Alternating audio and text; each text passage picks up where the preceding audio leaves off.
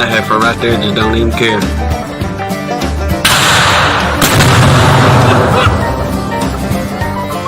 Save yourself now.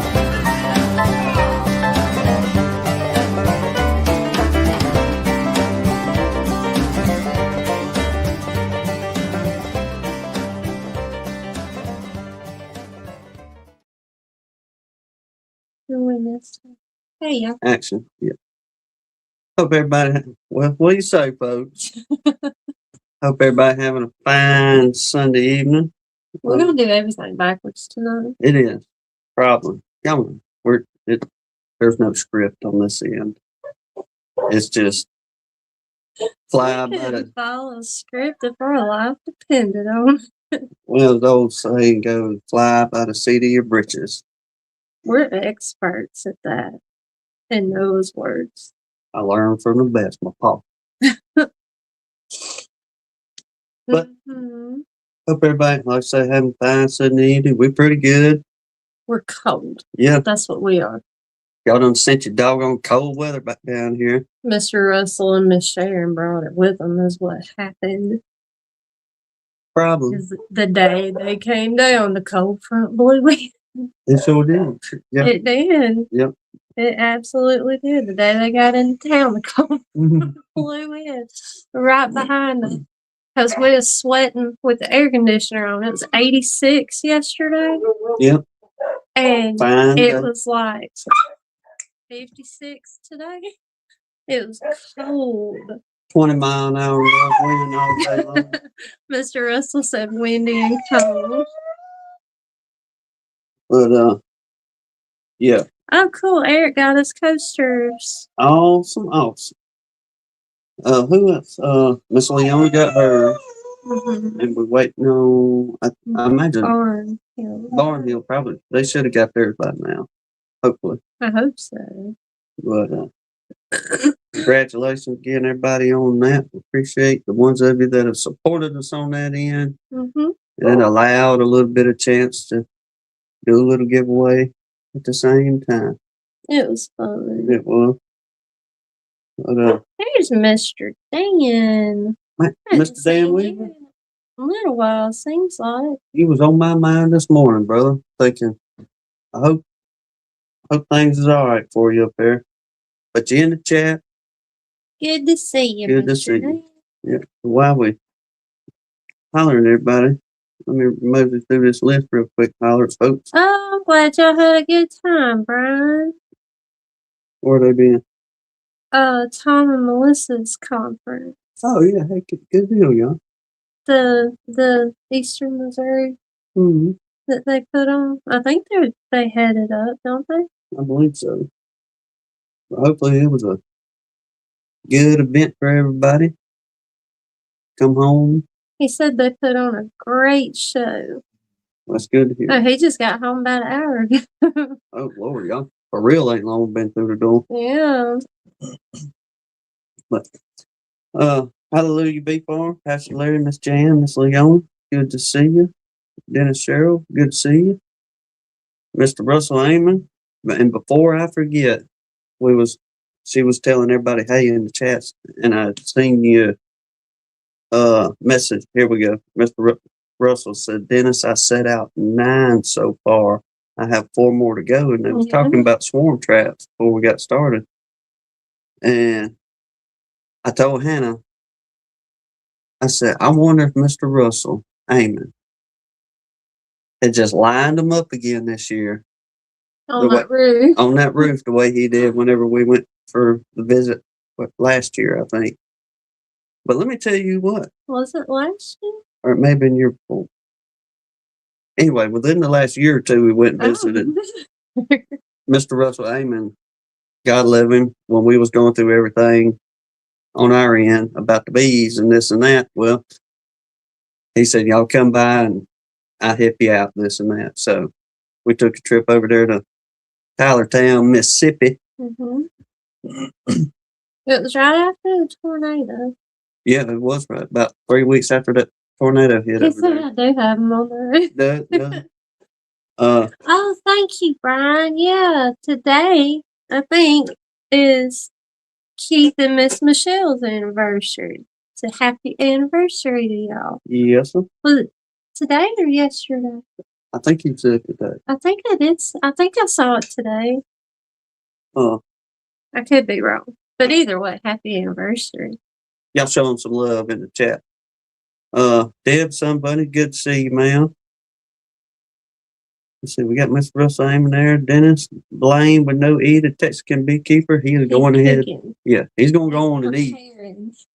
Chat tonight. That when we get into the food segment, it won't be so rough on the man. Mike Tangway, good to see you, Captain. Mr. Bill Lee, good to see you, sir.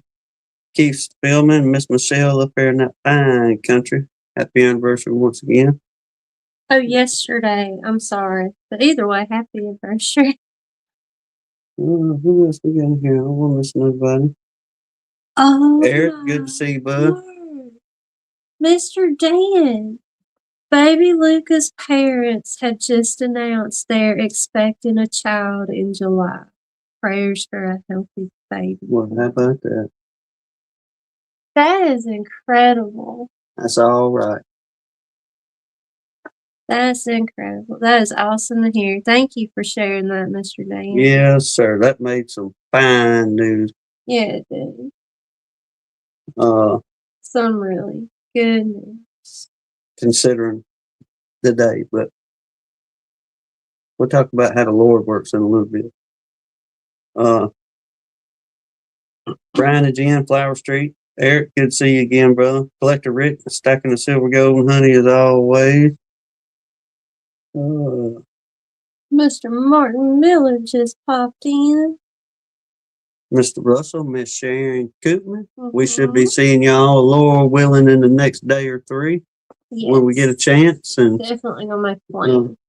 We're gonna come down there. They down in our neck of the woods for a minute, and looking forward to the visit because last year was a blessing and very much educating in a lot of ways.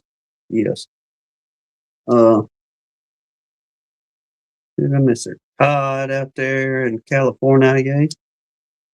Didn't you go to Missouri too, Todd? Let's see. Brian and Miss Kathy, good to see y'all. Stone River, good to see y'all. I'm thinking about, did I miss anything? I don't think, if I did, I do apologize. Yep. Oh, Miss Jan's in here. Got Miss Jan too. All right. Miss Jan's always here.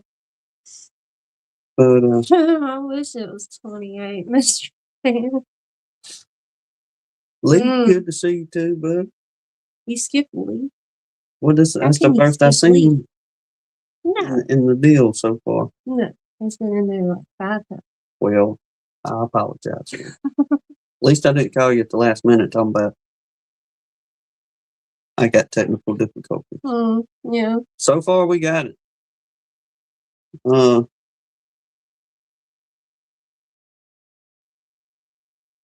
We'll sure find us one, Mr. Russell, Miss Sharon. Absolutely.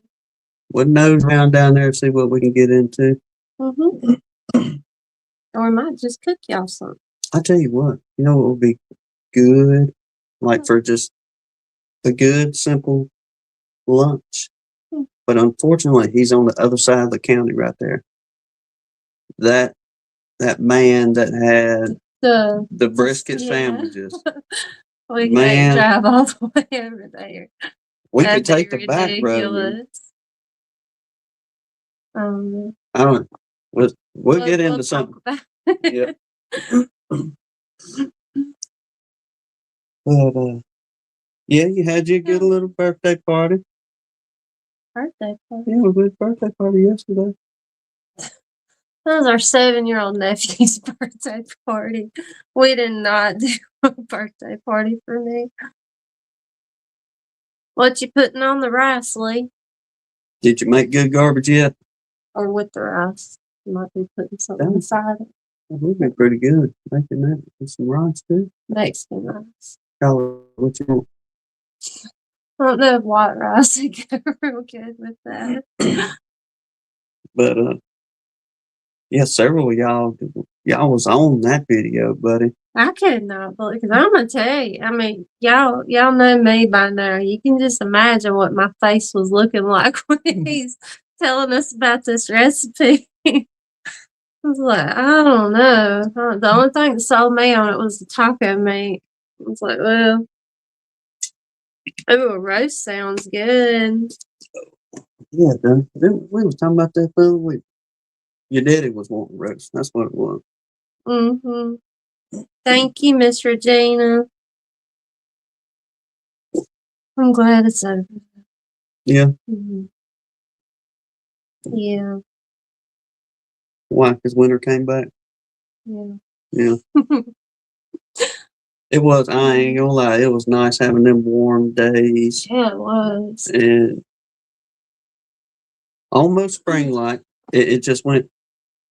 Well, it's just our typical weather down here. It went from cold, what we consider cold, 40s, 50s,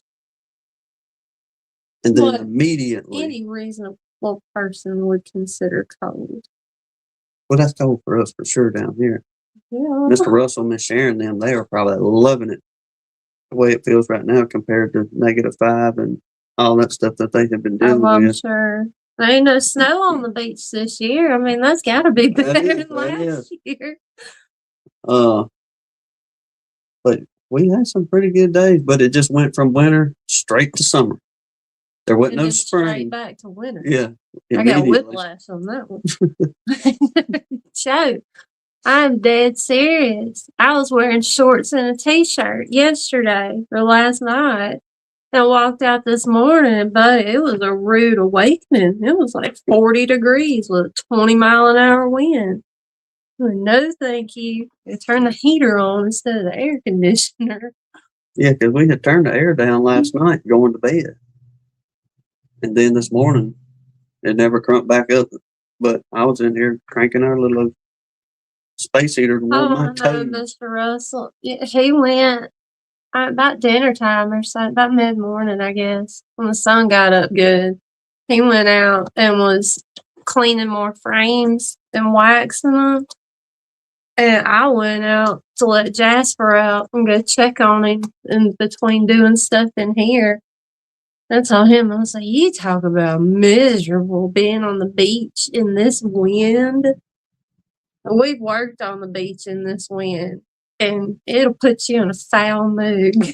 That wind is nothing nice down there.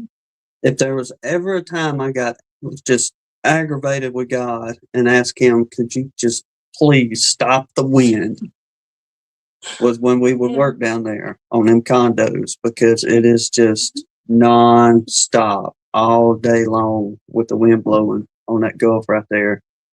And then we was hanging soffit that day when a cold front come in, like blew in off the Gulf after a storm line. he was probably laughing his tail off at me because I was dancing around and just, can you please calm it down, something, because we're going to bust all this hardy plank and everything on this 30-foot condo, this and that. Yeah, he's balancing 30 foot in the air on a walk board hanging off extension ladders. But we made it through it. But We did.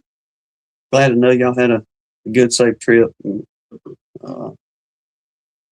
I think y'all going to have some pretty days coming up this week. Yeah, it's supposed to warm up, I think Tuesday or Wednesday or something. You'll get like one springtime day and then it'll be hot. It's funny because Mr. Russell saying there's big white caps on Mobile Bay. Then we had to go over there. We had to go to Baldwin County, which Mobile and Baldwin County is split between the bay. But as you're going across I-10 or the causeway there, we had to go to a funeral service last week or week before last. And the Alabama Veterans Cemetery is there in Baldwin County. It's a real nice place, this and that. Well, we take the causeway. We don't get on I-10 on the Bayway. It's just too much aggravation dealing with that. We take the back road, if you will. But you drive. Yeah.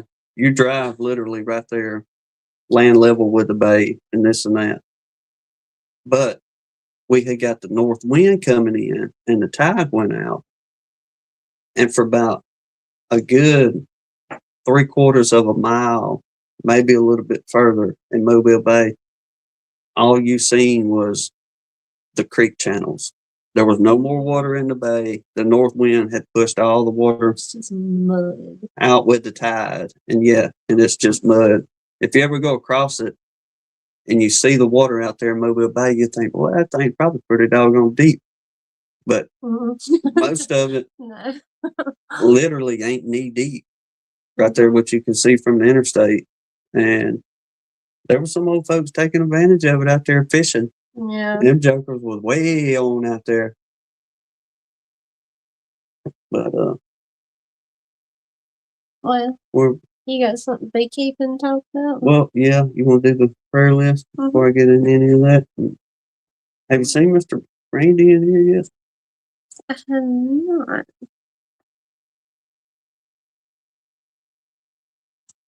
I said it's snowing where he's at. That's a bummer. I know a lot of y'all just got out of that doggone snow. It's probably nice to see the ground for a little bit. Y'all, if there's anybody we need to add to, or if we got some praise reports, just like Mr. Dan there, Yes. let us know. Can you reach my pen for me? Lucas' parents.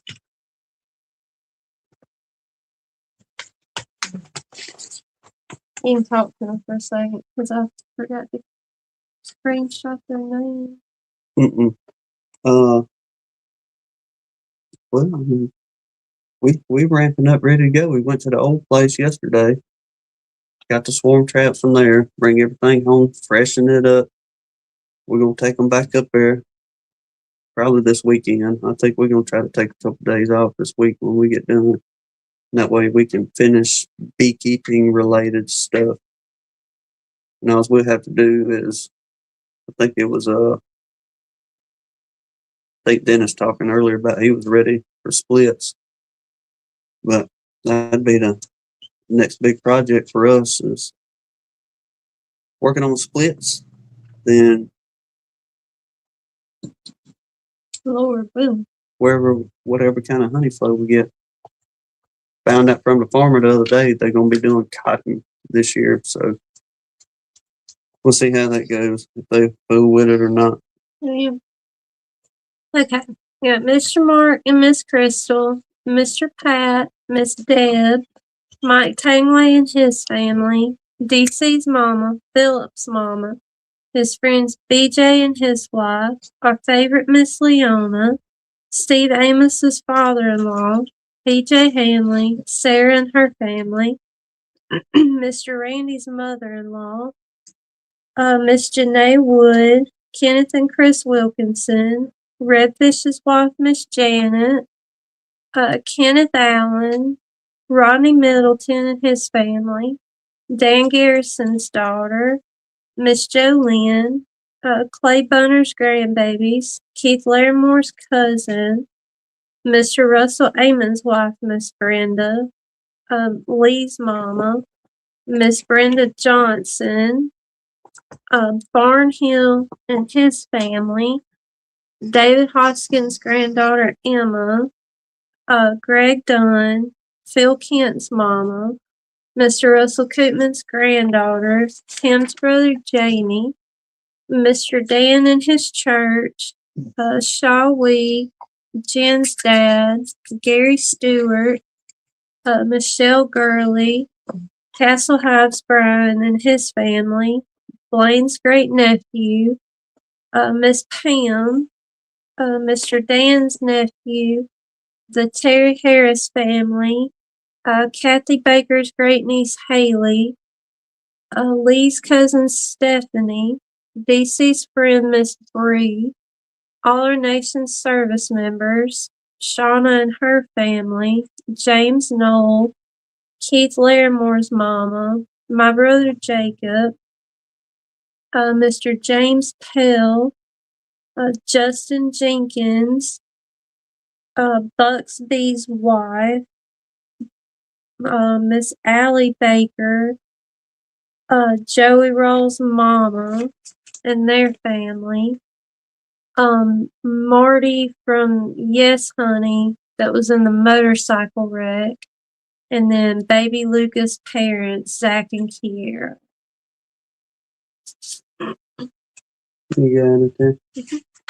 I think that was good. Yep. Uh,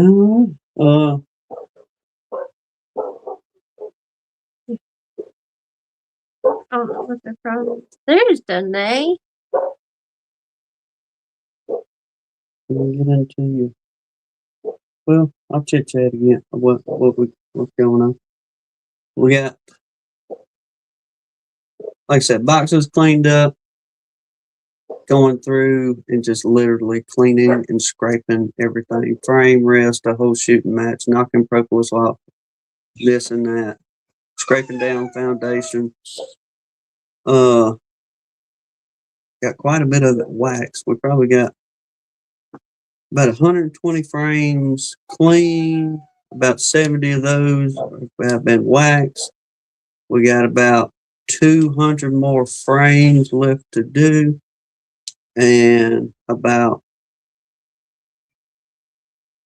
I'm say 10 or 11 boxes to clean up. But once we are complete, that's why I say we're probably going to take us a couple of days off this week since it's going to warm back up. Finish that project, be done. And I was telling Hannah about this yesterday to show you how close things are getting. Bees, Grayson, he was talking on his chat Monday about the wasp and this and that. We all know it's getting that time of the year. But got down there and I was cleaning up them horizontals, and same song, different verse. Scrape them down, got the vacuum, cleaned everything up, got it nice and neat and pretty in there. Well, a couple of years ago, we had set some small little bricks, if you will, more or less like a split brick down in there when we had done a split.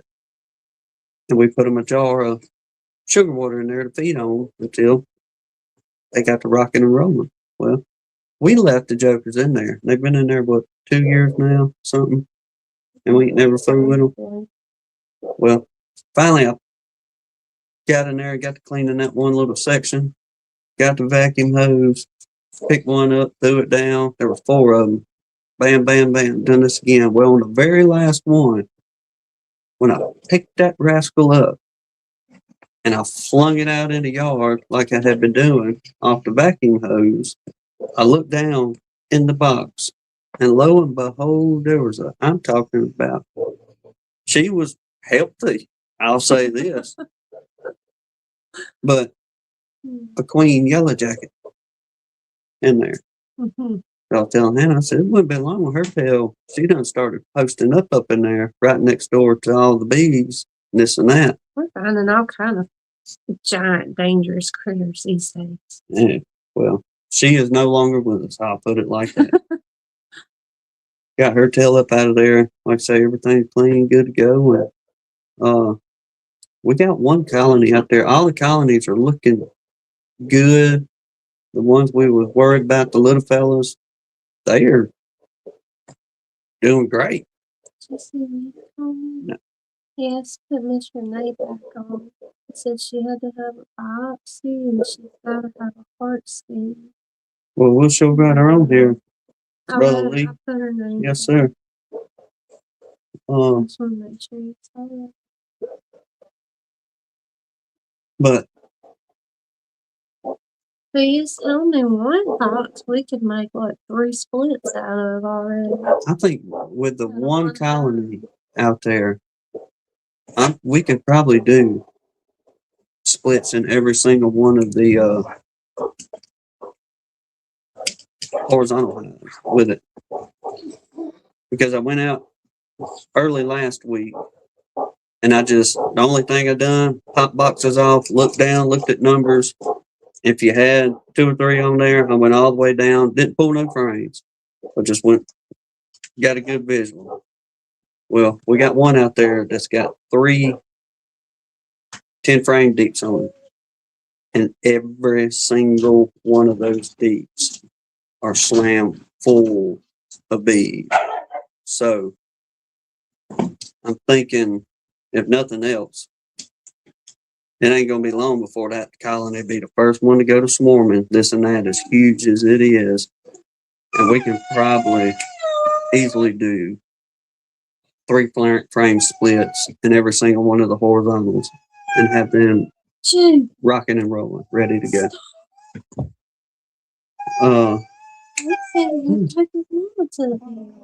It is. Well, just a week, ain't it, bro? I hope she's okay, Lee. We paid her on the phone for the minute. Mm-hmm. Okay. Yeah. Keep us updated if you will, man, when you have time. Yeah. Kind of thing. Got a lot going on.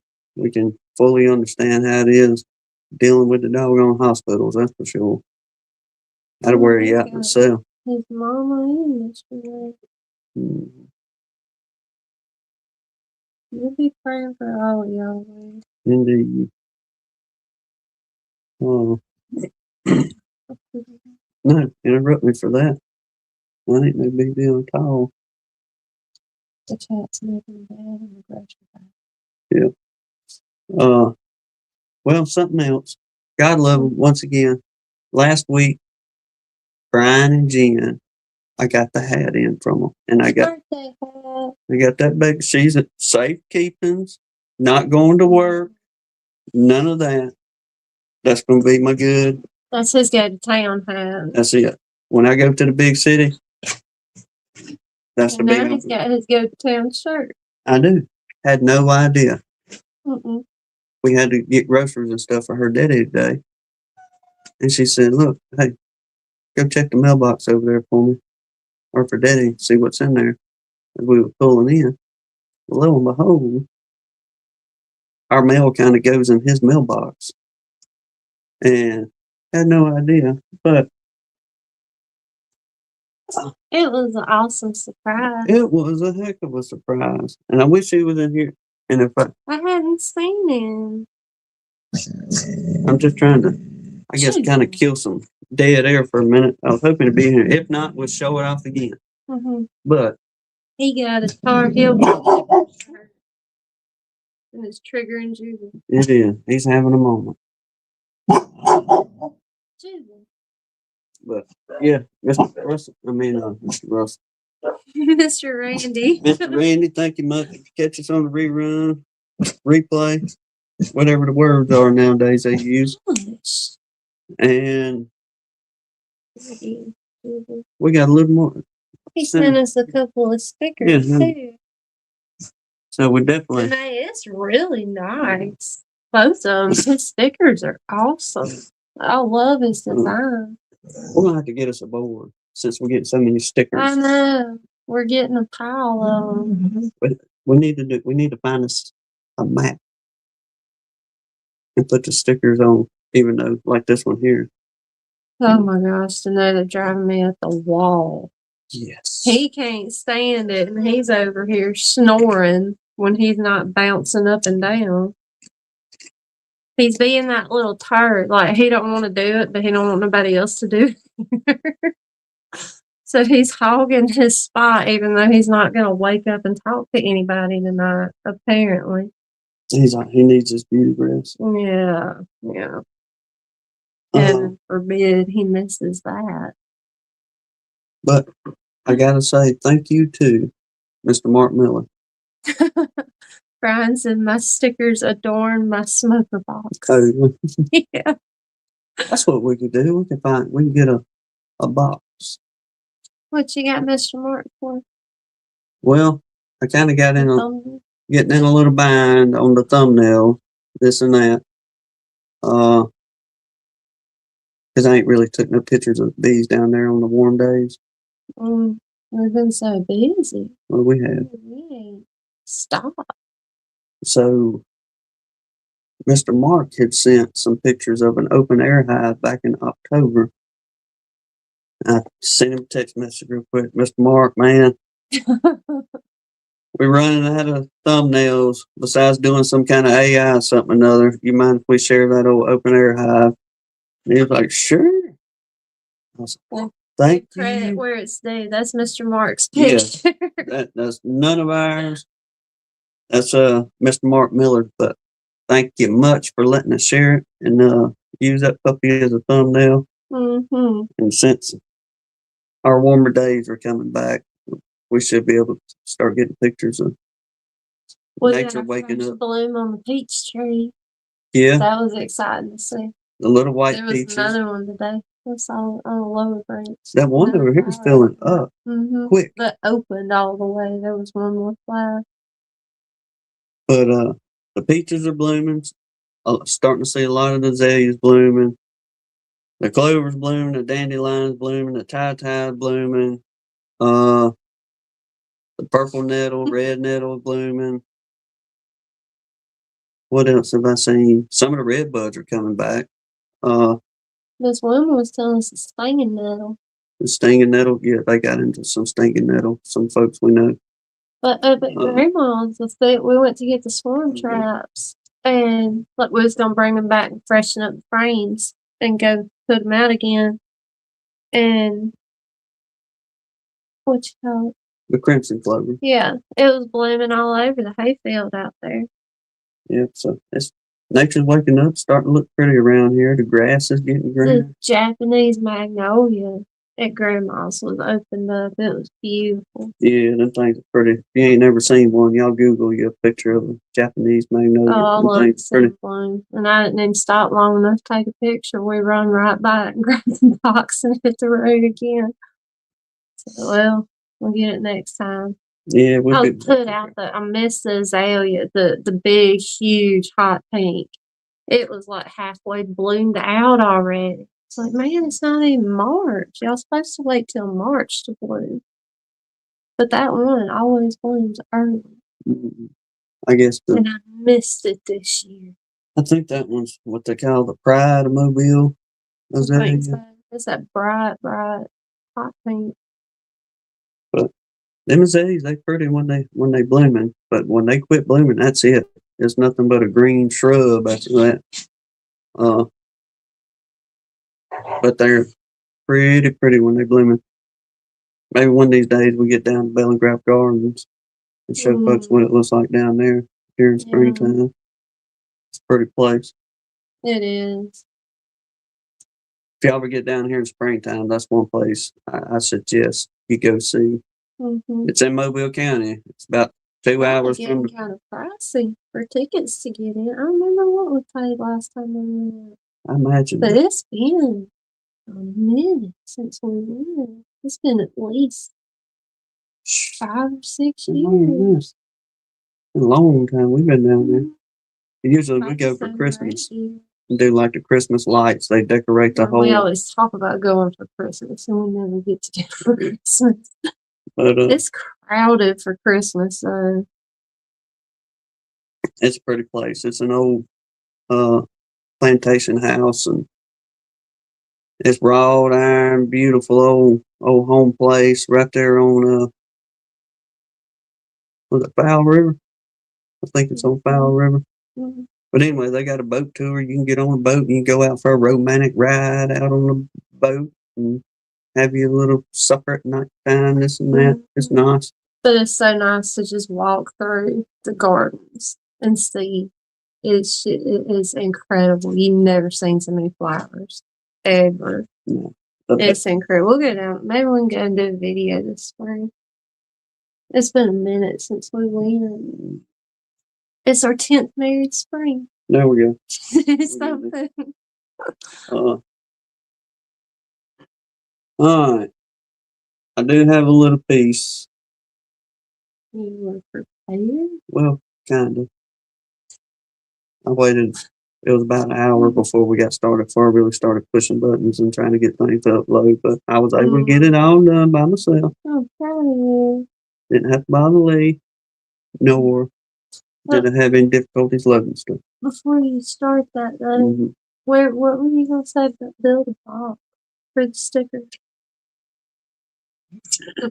Oh, I was just saying, build a box. I mean, we ain't got to build a box, but get a box and then put the stickers on them. And then when you get so many on one side, or if we get enough, put that epoxy over it. And it'll hold them dudes forever. They'll never turn loose or yellow or nothing. And then work on the other side, work on the other side, so on and so forth. I think it'd be pretty neat to feel. You can do a deeper medium, something like that. Okay, be cool. Okay. Okay. Let's get some education. Well, it's going to be some brief education, but yeah. But I do have a visual for folks to see what it's going to be. But let me get up here. I know a few of you will pick up on this immediately, but just in case somebody in the group ain't got no idea what this is, we're going to talk about it for a little bit. I'll let y'all sit and guess for a few minutes what it is, and if you're real good, what type is it, kind of thing.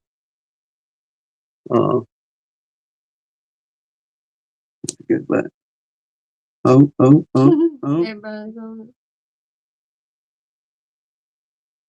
What, Mr. Russell, DC, Mr. Dan. Okay. And they hit the nail on the head. Preschool stuff. Well, it probably is for a lot of folks. I'm just But kidding. it's something to go to. Redfish said EFB. Danae said yuck. Bad stuff. I agree. Everybody that said AFB got it. Bam. Because I got to thinking, I was like, well, what's something we can get to? We don't jaw about too terribly much. I like caramel Todd. But yeah, looking at that old picture there. It's warm caramel on stick. Yeah, try it. Do your own honey tasting right there. Bee boogers. See what it is.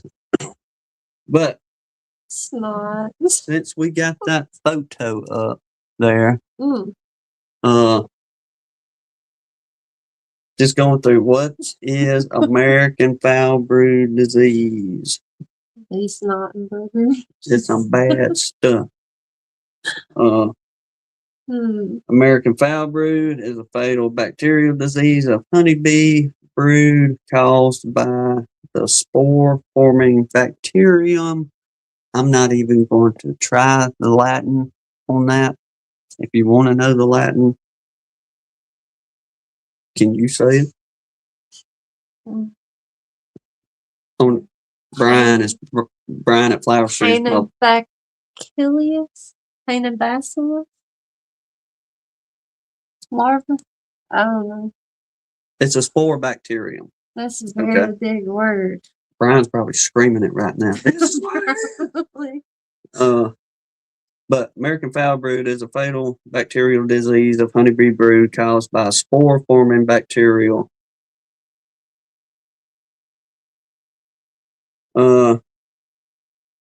Latin is Brudius succius.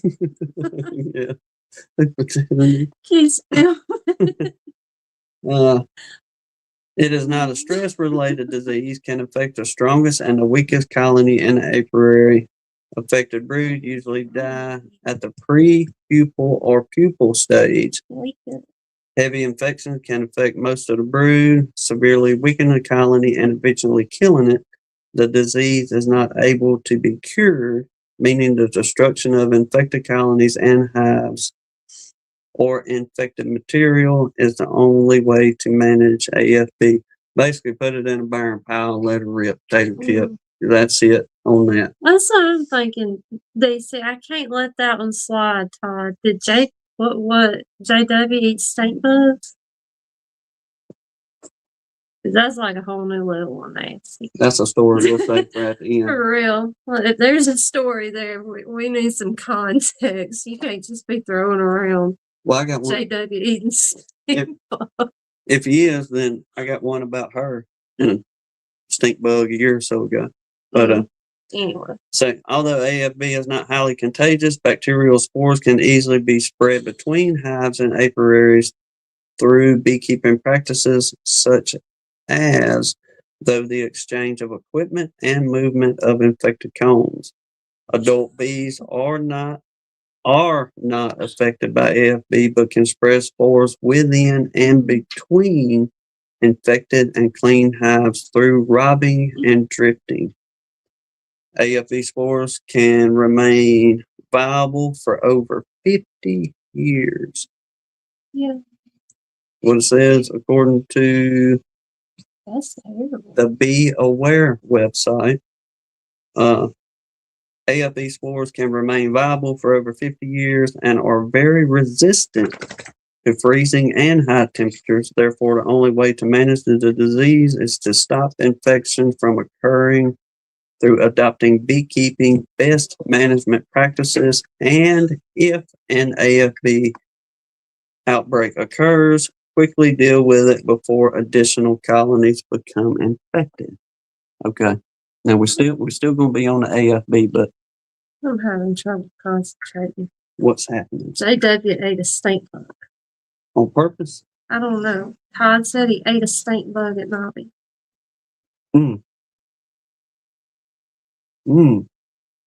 That couldn't be good. Because don't a stink bug gives off. Or is this like eggplant honey? Or whatever it was. I'm trying to think. One of them give off a bad acid. Sulfuric acid or an oxalic acid. Stink bugs give Some off kind a of bad thing. something. That's disgusting. They some stinky little critters too. True fact. On purpose. And Keith learned Latin from the Roadrunner Coyote show. I need to go back and review them. All right. Ugh. Now, another way to look for it in the American foul brood, undoubtedly, not only with the larva that we had there, that was just a big old slime goo, but as your brood cappings begin to concave, go inward, sink in, undoubtedly this here is a sign of American foul brood as well. But they're talking about usually I guess a standard testing, because a lot of them just take a toothpick and dig around in the brood, and when you pull it out, you can see what's happening there. So, little visual, something to keep an eye out for. God forbid nobody ever has to deal with any kind of foul brood in any kind of way. But for real, if nothing else, it gives you something to kind of fall back on and go, oh, them crazy folks down in South Alabama mentioned something about that not long ago. Let me look into it. All right, moving on to what is European foul brood.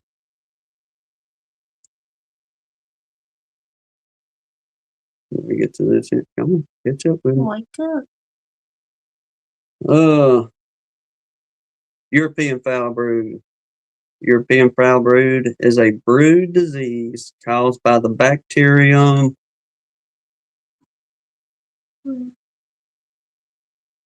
Melissococcus plutonis. That's it.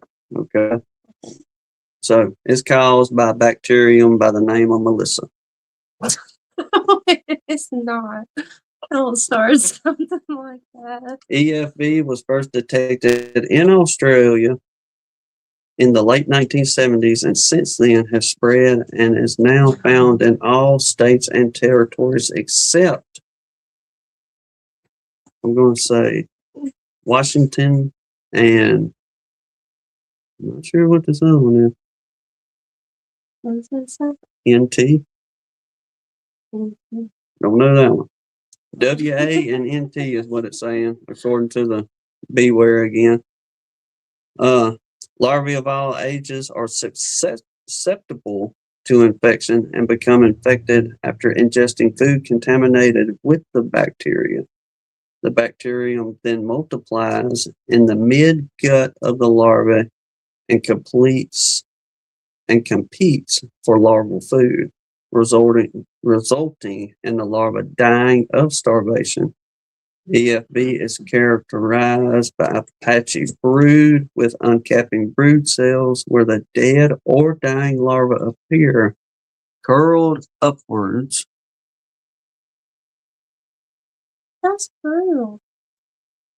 Oh. All right, where's that?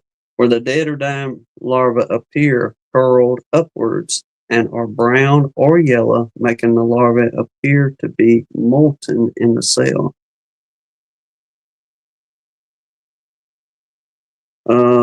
EFB is generally higher when the colony is under stress, which may be caused by hive movement, climatic conditions such as cold and wet weather conditions, or poor nutrition. Heavy infestations will affect a large percent of the brood, weakening the colony over time and possibly leading to the death of said colony. I'm going to go back here.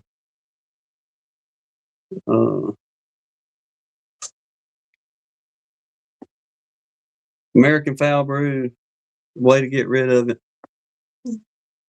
We'll get back to the picture in just a sec. American foul brood, undoubtedly, way to get rid of it. Put it on a burn pile, put a match to it, let it rip. But asking how to get rid of European foul brood, there's no cure for EFB at this time. But there are treatment options available that can help beekeepers save healthy bees. You could treat European foul brood with terramycin, an effective honeybee medicine. Terramycin kills the bacteria and prevents the adult bees from getting infected. Mr. Dan said 2 years ago there was an apiary down the road from him that had EFB. And the state inspector had to inspect everyone within a 5-mile radius. Yeah, I reckon that everybody coming in contact with one another out in the fields and foraging and this and that, or anywhere close, like, like now we're seeing bees at the gas station because we're still in the dirt in a lot of ways. So anybody throwing away anything that's got some sugar in it, then bees are all in the garbage cans around them old pumps at the filling station. All right, one last part of it. I'll get them up here in a second. American foul brood and European foul brood are bacterial diseases affecting bee brood. The key differences in severity, cause, and symptoms. AFB is highly destructive, forming spores, affecting cap brood, and requiring hive destruction. EFB is generally less severe, affects uncapped larvae, and is often treated with antibiotics or management. Well, what kind of management? It just says management. I guess giving them the medicine there, whatever it was I said a minute ago, help kill anything with EFB. Get in there on the antibiotic. What is it? Something Here, I can look at 2. Key differences between AFB and EFB. Cause of spores. AFB is caused by spore-forming bacteria, which can last for decades, while EFB is caused by non-spore-forming bacteria. Larva age and position. AFB typically kills capped pupae. Wait, no. All right. Slow down, button. There's your cat pupae. EFB usually kills your uncapped. Ain't gonna work on me. There we go. EFB usually kills uncapped larvae and appear twisted, curled, or melted in a C shape. But I'm going to say on our end, if you're looking right to left, you pretty much see every stage of that foul brood getting into the EFB, getting into the larva, because you got the one on the very end at the right, super white, pretty looking. Then you get to your next one, it kind of starts getting a little bit darker. Then your third one gets yellowish. You almost kind of got like a, I don't know, a blood mark or something, it looks like, I guess, in there. And then your last stage at the very end there of the complete collapse of life in that little larva there. Rootness test. Go ahead. Philip said a shook swarm works if you have EFB. They clean house.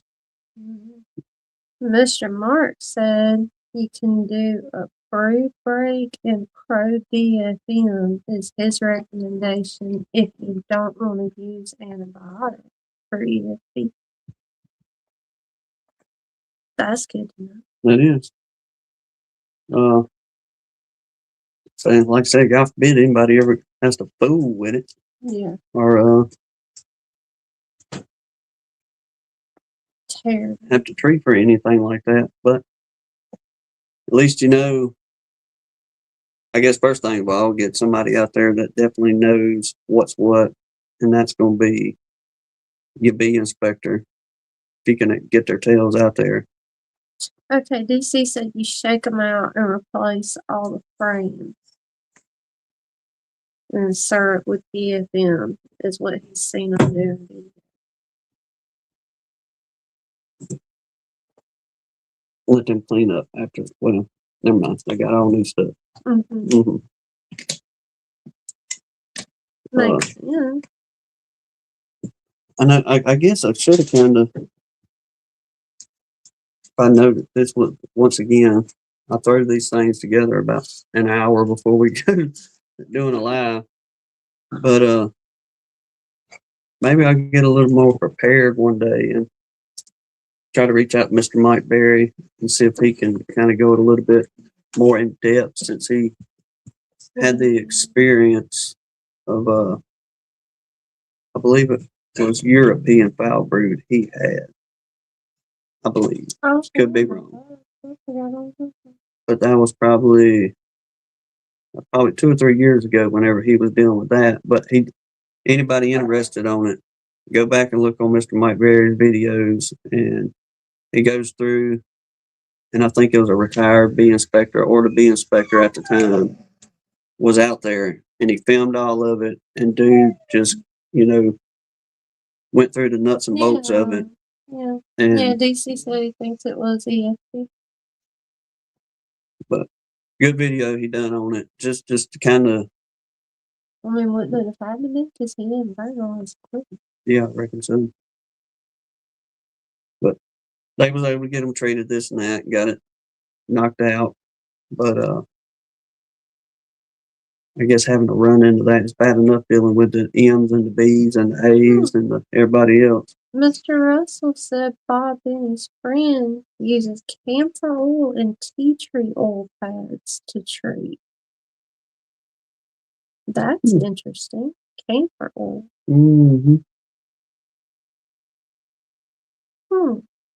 Every once in a while, you'll run up an old. Go back and look at that video. Dig around, see if we have any old camphor trees. Every once in a while, you can find one out in the woods out here. DC said he used a towel treatment with that mix on it. With Mr. Russell Putin's question there.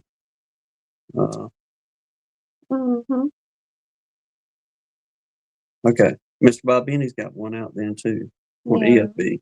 So either or. Go watch them both. Get a chance.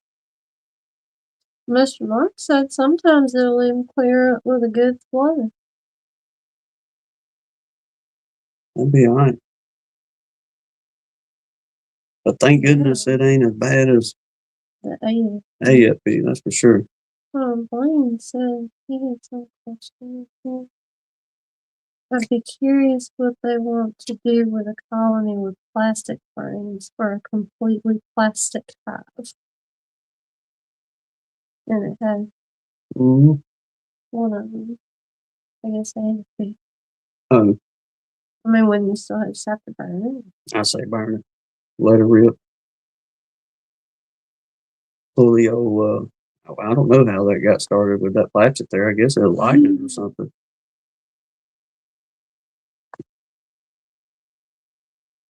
Like Brian saying, with more antibacterial essential oils. Indeed. Summary queen and tea. I guess that's what kind of, is that what Mr. Mark was saying back there? He EFB. was saying the brood break The brood break. That's and what pro okay. DFM. Yeah. If you didn't want to do antibiotics. All right, Blaine says I Googled it and it said burn it for the frames. For the hive, it says you can soak in a bleach water mix for a long time and then sun dry. Must be fully soaked, not just sprayed. Hey, I tell you what, and all of America has got these every 5 miles down the road. For whatever reason, the Dollar General bleach, their brand, I'll set you on fire. it is, y'all know what I mean when I say this, but it is hotter than any Clorox or anything that we buy commercially from the paint store whenever we do power washing and cleaning up this and that. But for some reason, the old Dollar General brand is hot and it'll clean a mess up with a quickness.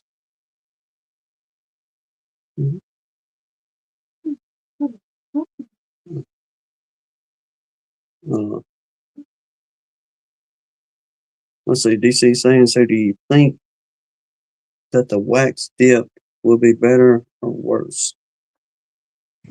Mr.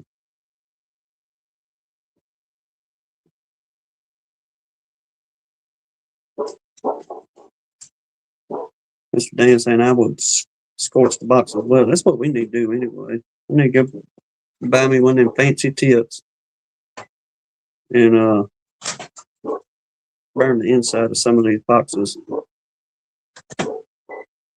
Maybe, yeah. We used to do that anyway in the beginning, just burning boxes anyhow. But Sharon said most burn hives for AFB, not EFB. So,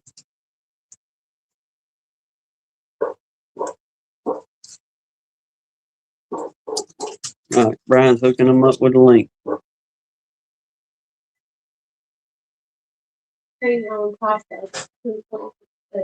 Mm.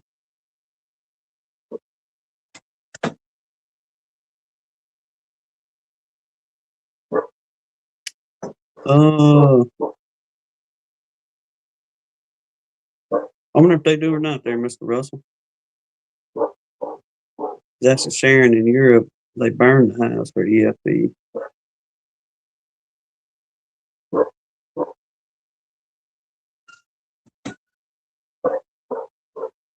I don't know. I guess everybody got their own little rules and this and that of how to handle it. It would be aggravating, I guess, if you had to take and burn everything on that end whenever it can be treated. But the main thing is to make sure you treat it and do it right and not just kind of halfway do things to, yeah.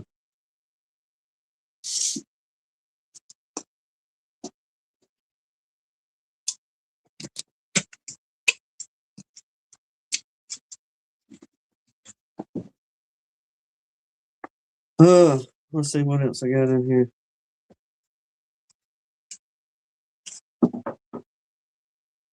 All right, just saying, Mr. Russell Coopman's comment there to DC said Lawrence says they burned the hives with EFB. So I'm assuming across the pond. In Europe, they burn them. Over here, Over here, they do it for AFB. yeah.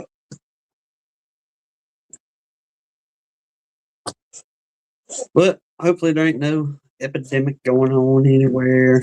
Nobody got a fool with it, but it's just a little piece of insurance to put in your noggin there in the event you go to seeing anything like that.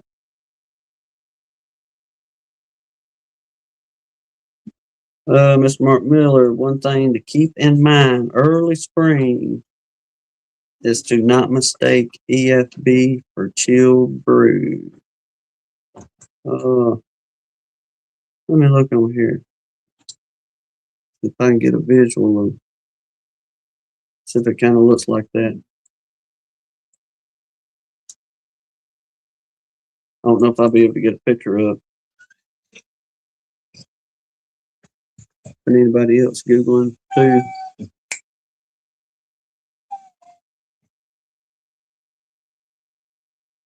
They do kind of resemble it a bit. Like far as that yellow tint and being curled. I guess into that seat position a little bit more, but I guess it like far as chill brewed, it just everything isn't so uniform according to the pictures that I'm looking at here on Google. I don't know if y'all be able to see it or not. Probably not. But right there, the brew doesn't look nowhere near as uniform as it did in them other pictures. To look like you need a foul brew, but it does resemble it. Appreciate you throwing that out there, Mr. Mark.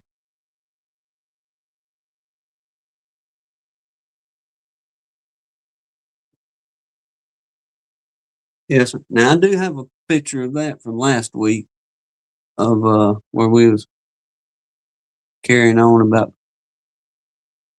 And ain't gonna scroll down, is it? Nope. What doggone? I think it's on that. Let's see if it'll let me do this. No. Try again.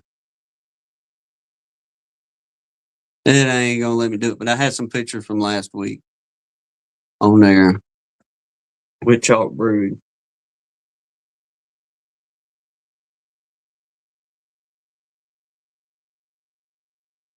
That's gonna tell me crazy. I wish I could show that now.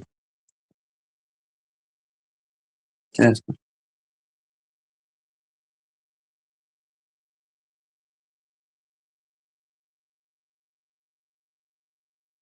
It ain't gonna let me scroll down for whatever reason. I better quit pushing buttons before I end the show. By accident, something. Everything go to y'all know what happened.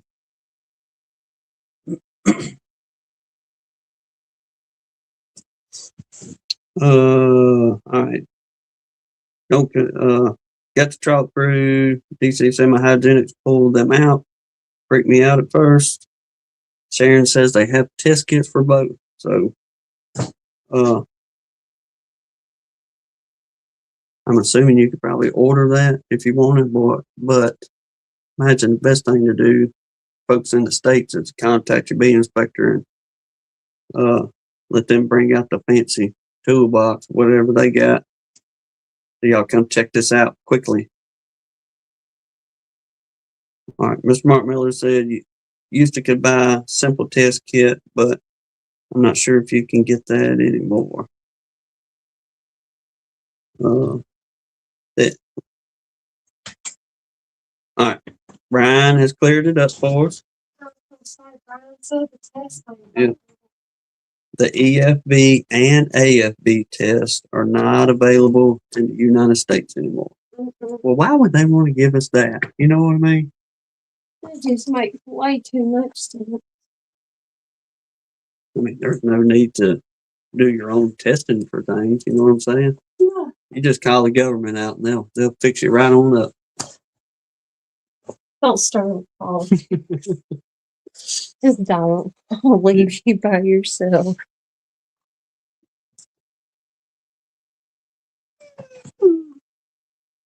Get him, DC.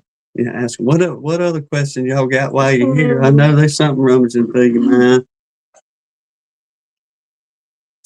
Would you like to see what I'm growing in the back 40 back there too? Shut up. My God. Dude. Stop. Ugh. But I think, I don't know if a lot of external, this is kind of getting off the subject on the EFB and AFB, but I believe, let me Google it real quick. They were either supposed to or they were looking into, in the state of Alabama, outlawing it to where people couldn't destroy honeybees anymore. Kind of think you had to call somebody, a beekeeper to remove them, or a critter getter service, something like that. But, more or less a beekeeper to come out here and get them. But, let's see.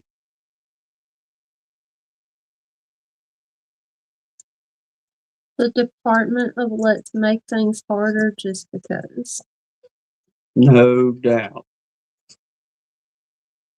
You tell your friends, hey, everybody was saying hey to you.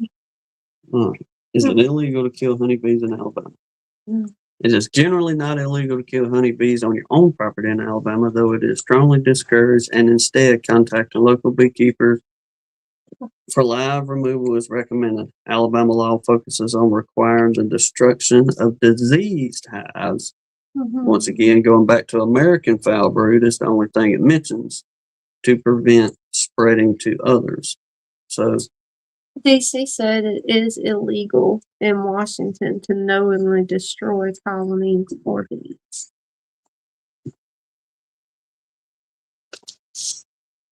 Well, at least there's some states out there that's showing up doing it. Alabama, we're so far behind on everything. We'd be the last to do anything around here. Then he told me that researchers can put in special orders, but only by the case. Then Wow. Order an extra one for You me. gotta have a license? Like a researcher's license or something? Ain't no tell. They want you to have some kind of permit. No doubt. Hey, come down here, pay you X amount of dollars, and we'll see you next year. Just don't forget to come back and pay us. Good evening, Clay. Let's see. Mr. Dan Weaver said a field guide to honeybee maladies from Penn State has a great photo collection of all. Maladies, not maladies. Oh, yeah. Well, hey. It's not a group of women. That's what I was telling you. That's a pretty cool sounding book. Maladies, the bee. I get it. Y'all go ahead and start throwing them in the comments. Where we at? Oh my God. Where we at, my lady? DC say now. That's why I love you. You keep me smiling. He's still talking loud. There you go. I got one of them out of the whole deal. Let's see. DC.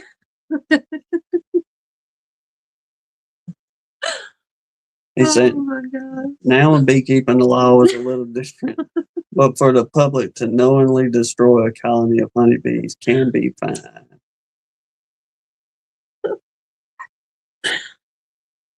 Didn't they say like the old lady wearing the red hat?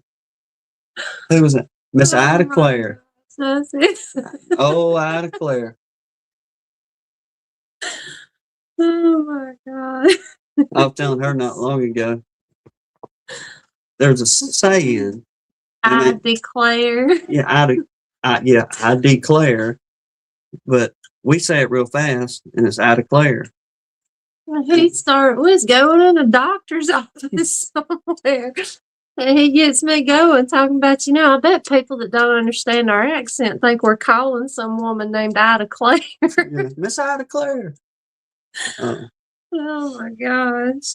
Let's see. We got to start enunciating better. Get my words right.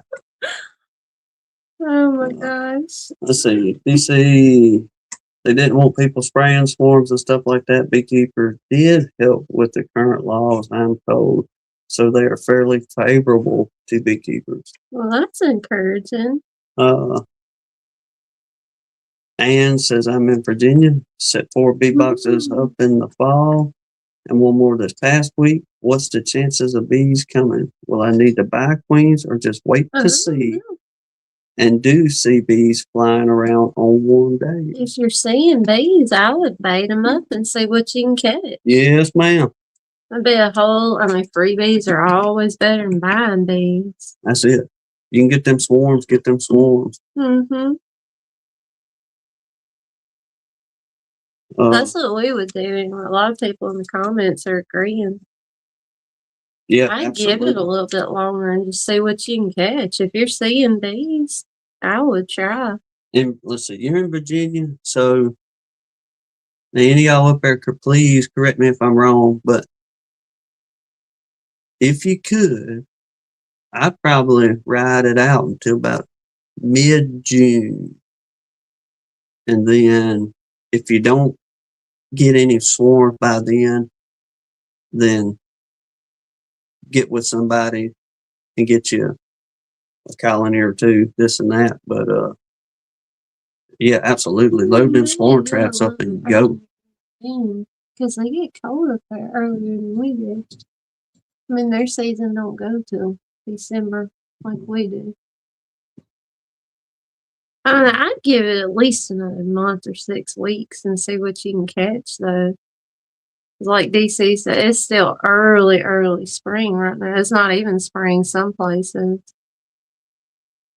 And the good thing about them swarms, buddy, they gonna build out. They gonna build out quick. Yeah, like Sharon just said, she's in Georgia, but hers don't start swarming until the end of March or mid-March. So I wouldn't give up yet. No, Lord, no. Get you some lemongrass, or if there's a product out there you want to purchase, do that. But okay, Mr. Dan said Virginia should be swarming hard by May.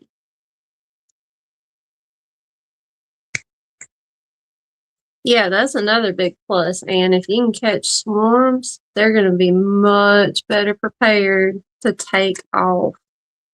Like Laceland saying, well, you too. Comb drawing machines. Indeed. I mean, like 2 days, they'll have frames drawn out kind of deal. Especially if you're new to it, and if you can get your hands on a little bit of, I don't know if you, depending on what you're doing, maybe about 5 pounds of wax from somewhere. But load your foundation up real good before you put them in there. Yeah, get that good wax smell in there. They'll go. And that'll be some of the prettiest comb drawn out. Oh, I love seeing brand new comb. It's down here. It is pure snow white when they first draw it out. Or we have seen it, and I don't think it's been about twice really. But going into a fall flow.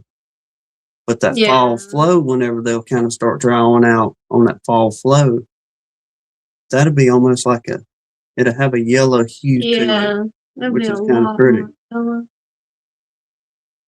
She said she did wax them good with beeswax. Okay. That'll help. Oh, you were. Or like Philip said, if you can find a local beekeeper, I mean, just look on Facebook for beekeeping groups in your area.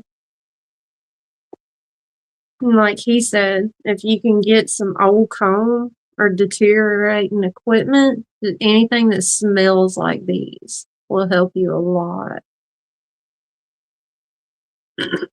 That fresh wax and that lemongrass is going to be your best 2 bets if you don't have any comb of your own already drawn out to put in there. to give them that.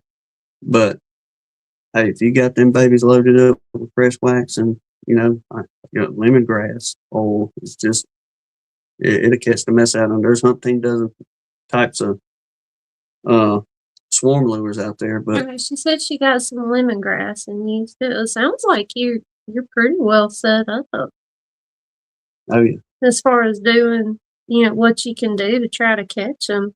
Now it's to hurry up and wait. The anticipation. Yeah. But I definitely wouldn't get discouraged yet. No, Lord, no. There you go, Mr. Dan Weaver said, put a drop of lemongrass or swarm commander. You will gather one or more. And she said she used lemongrass. And then she said, I need patience. We can't say nothing. We're excited and we're ready for them to start jumping in boxes too. Yeah. And we but I mean, we're so far south that a few years ago we made our first split on Valentine's Day. We sure did. And Buddy, was she a good queen for a couple of years? We named her Valentine. And that queen, Buddy, she rocked and rolled. She had some sweet children. She did. They were really, really calm hive for a while. But it's all going to depend on nature. That they know better than we do whenever all this stuff goes to cranking up and turning on. Yeah. We may see it visually, and there's some portions of it we may not see going on. But when them girls is out collecting and you see them bringing in pollen and this and that, or them little old abdomens extended because they got little full bellies of nectar in them. There's Larimore. He had a good point too. I look for places I see a bunch of bees foraging. I have good luck with the lemongrass in those spots.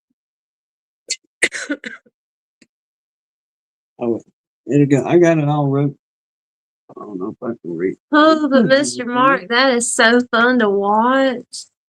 He said he had a swarm once that built out 10 frames and was right at being honey bound in 2 weeks without being fed, just on a flow. I don't doubt it. You remember our second year, and especially like during the privet run?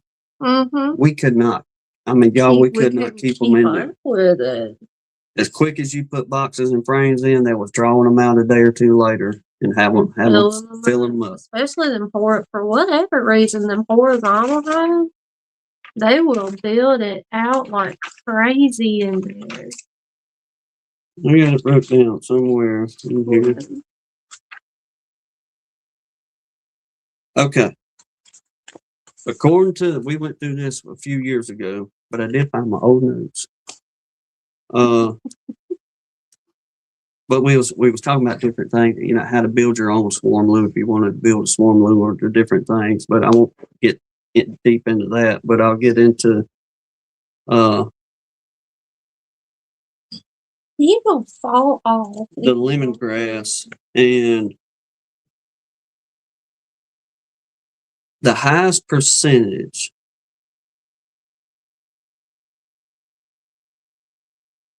You need the neuralic acid, which is in the essential oil.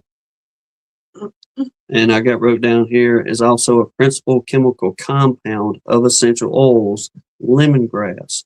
All right. The lemon myrtle had 90 to 98% of the neuralic acid that mimics the smell of the nasonal gland of what the bees with your scouts go in. Okay.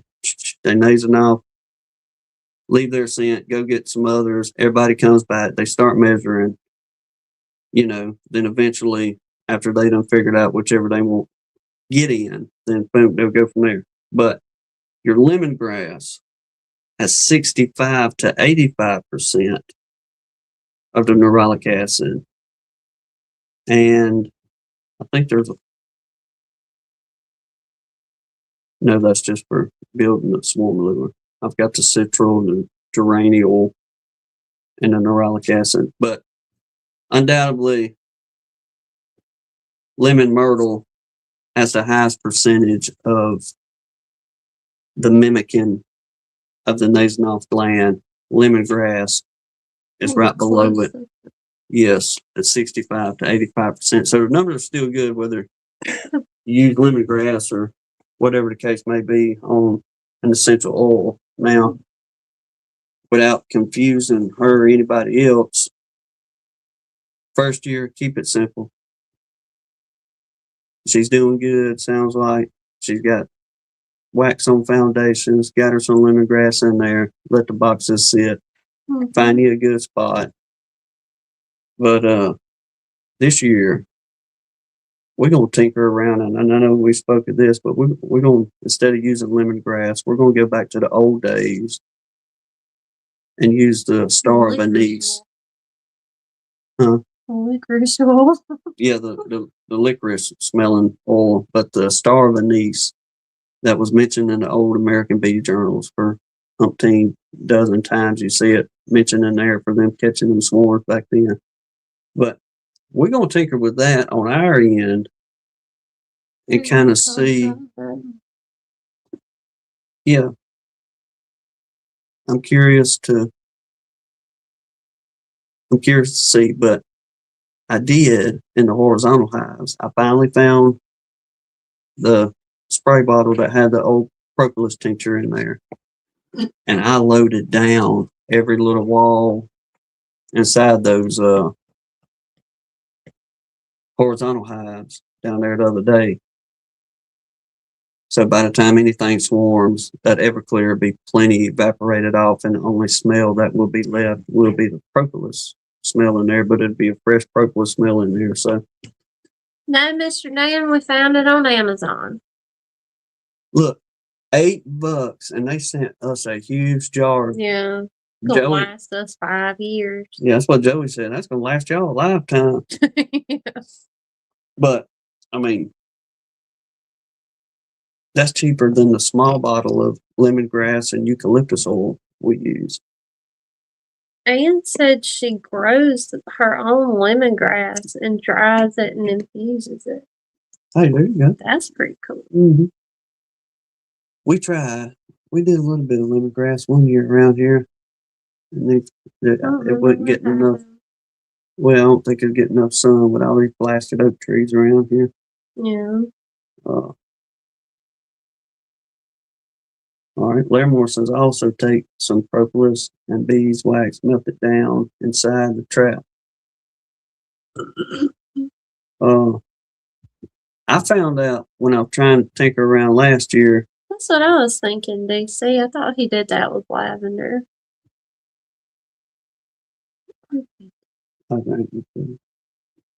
Yeah, Brian and them, they grow a bunch of lavender, I think, out there. And I believe they get quite a bit of honey on that too, as much as they got. And my understanding, I mean, they got a good sized yard, but it's not a huge yard in comparison to, 6 acres of land kind of thing. Yeah. But I think Brian and Jen, they grow the mess out of that lavender. But Miss Ann here, she's growing hers and doing her own thing. That'd be fun to do. We just got to get it. We can ever get somebody's trees cut, girl. That's the thing. I got to get you out here to cut trees down. I'm so sick and tired of cutting trees. It's your turn. Yeah. Just don't let them fall on the house. Fine, if I cut them, you get to haul the limbs like I know. I'll get the kids to do that. Yeah, I bet you will. Buck says I coat the inside slum gum from cleaning wax coat inside of boxes as well. I got a pile of it on the ground out there right now. I was melting wax. When David come home, we're doing all that. Sometime this week. Wednesday, Thursday. Yep. I had taken. Right, he was saying, don't you still grow your own lavender and dry it and infuse it for stuff? Because Anne was talking about she grew her own lemongrass and made her own lemongrass oil to bait swarm traps. Hey, going back to Bucks and that slum gum. That's some nasty looking stuff. Oh, it was. we had a mess out there. I've still got to render it down another 2 or 3 times to get it cleaned up good. But the second rendering, went through there and I was scooping everything out and shaking that wax out of that strainer. And real quick before it dried, I would just throw it on the ground. Well, I got me a decent little sized pile of it on the ground. And y'all, it wasn't probably 30 minutes. There was bees everywhere. I had to go inside. And everybody was all over that slum gun. They wasn't trying to get up close to the kettle where I was actually rendering, but over there on the ground. And what had cooled real quick, They were all over it. I told her, I said, you may have to go inside for a few minutes. Let these girls kind of calm down because, buddy, they jumped all over this.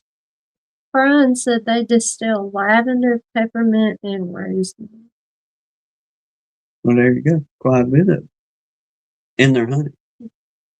Mm-hmm. Well, he said they've done a lavender infused honey with their own lavender. I guess they hadn't done the peppermint. Well, it's growed at the house. You know where it's coming from. Mm-hmm. Clay Cook said he's got a nasty propolis tincture cooking right now so he can paint the inside of his swarm traps. I found that's a messy ordeal. Because last year when I was trying to make the pliable, I guess wax foundation or whatever I was trying to make it where you didn't have to roll the stuff on. I was trying to figure out a way to see if you could just rub it on and it stick to the foundation and go from there. Well, that's a failure. But I was mixing propolis into the beeswax. Well, when I poured that propolis and that hot beeswax into that little Pyrex measuring cup you used to have, when that glass one, you know, you a remember? nice one. It was a nice one. It was. So my husband got his hands on it. She said I could use it, but I got my hands on it. I said whatever after you destroyed it, not before you took it. I didn't think it was going to turn out to be as bad as it did, but let me tell you what, that propolis stuck to everything. Okay. So I owe her a Pyrex. It's not a job for in the kitchen. No. At all. Do it outside. In a double boiler. The best way to do it. No, DC, I need like a double recliner. Is what I need for me and this dog. He is killing me. You gonna try to be cute now? Your Aunt Danae went to bed. See? Brother Keith Larimore. No. That's a man that's been married for a long time. Best thing to do, just ease on out the house with it. Hey, he's got that down to an art. Absolutely down to an art. If she catches you, you tell her just what she needs to know and keep on walking. Don't worry, she's going to come inspect, see what you're doing in a little bit, but by the time you get to that point, whatever's ruined is going to be ruined, and that's when you say, I'm sorry, I'll buy you a new one. Thank you, DC. Get your own tools, and you don't get yelled at that way. You don't catch eye rolls either.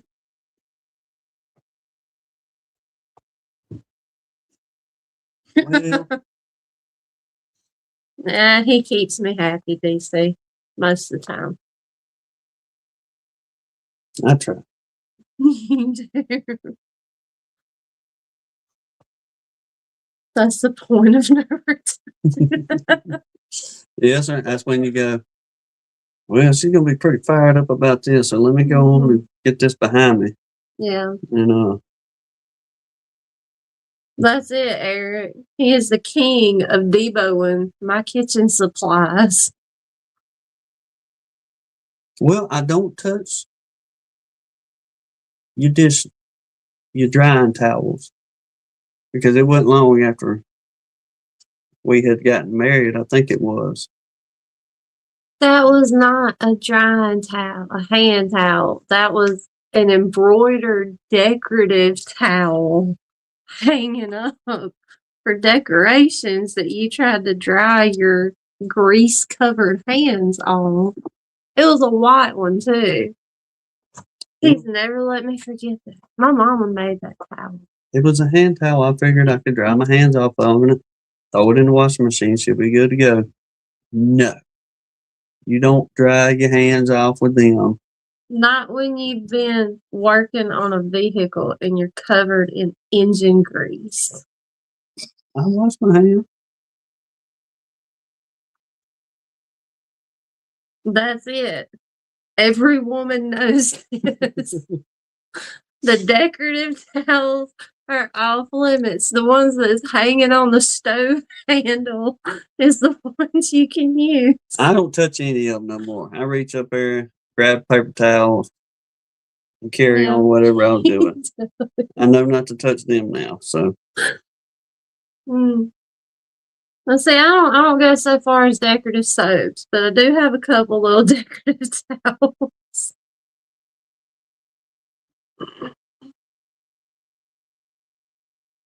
Hey, Mr. Dan, he lucked out. He got him a crock pot. He gave like $8 for it at the Goodwill for one of them huge ones, like a 4-quart crock pot. Hey, that baby will crank up and go too. That's some of the best $8 I ever spent. I was afraid I didn't try to crank it before we left the Goodwill to see if the thing worked, but we got home. She fired right up. Sure did. Put that baby on high. He sat out there for like 2 hours melting wax and waxing frames. But she went. It did. All right. He was proud of himself.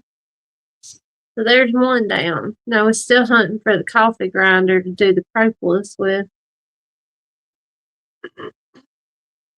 Goodwill is the beekeeper's happy place. That's right. We're slowly but surely building everything up. We are. I'm excited to get everything going. We get back on track with the beekeeping, this and that. But once again, I think the only other, I guess, main project we may try to do is, depending on how many colonies we get. I love it if we could get to the 15 to 20 mark and sit there for a minute. But I think we are going to go back with screen bottom boards. It seems like everybody did very well down here. Yes. So.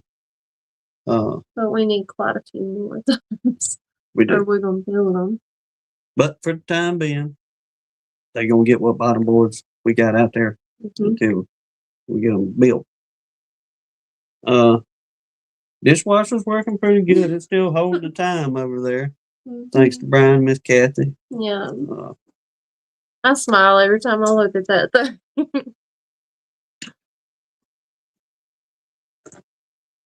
Oh, all right. Here's a question for y'all. What about a half screen? I don't know. I don't see why it wouldn't work. I don't know what it is, but we never fooled with them. But when we had, y'all used to hear us talk about my old buddy Lance, lived down the road, and done a couple videos over there at his place. But whenever he was getting into it with us, he had bought some that had screen bottom boards, or somebody had given him some screen bottom boards, one or two. But they was on, I say, about half of the colonies out there. And each one of those colonies, I mean, all the colonies did good, but those was booming. Yes. Like overflowing, booming. I don't know what it is, the trick, what have you. They stay a little bit cooler maybe in the summertime, this or that. I'm not sure. But I think we're definitely going to kind of incorporate that a little bit more in the next upcoming years as the Lord wills. Mm-hmm. Oh, heck, DC, that's half the fun. All right, here's my question too, before I forget this one. Hmm. I had text Randy, Dirt Rooster, talk to him the other day, Mm-hmm. and just kind of running this by him. But is there anybody out there? What I got going on is some of those foundations I was cleaning up, I was gently tapping them with a little brush as I was cleaning them off. Because I scrape them, take that little brush, clean them off, knock off anything that didn't just bump off. Well, I take the handle of that brush and I just kind of tap down that foundation. Had several of them break, like right in the center. And it just made a big old crack in them. Mm-hmm. I got to thinking, do y'all know, or can you? I was thinking about taking about 1.5 inches or 2 inches off the top and bottom of those pieces of foundation and making starters for cut cone. But using that plastic, little bitty sliver of that plastic foundation to use for them to start drawing down with cut cone. But my question is, can you score it with a razor knife or box blade and pop it like you can do vinyl tile or VCT or something like that?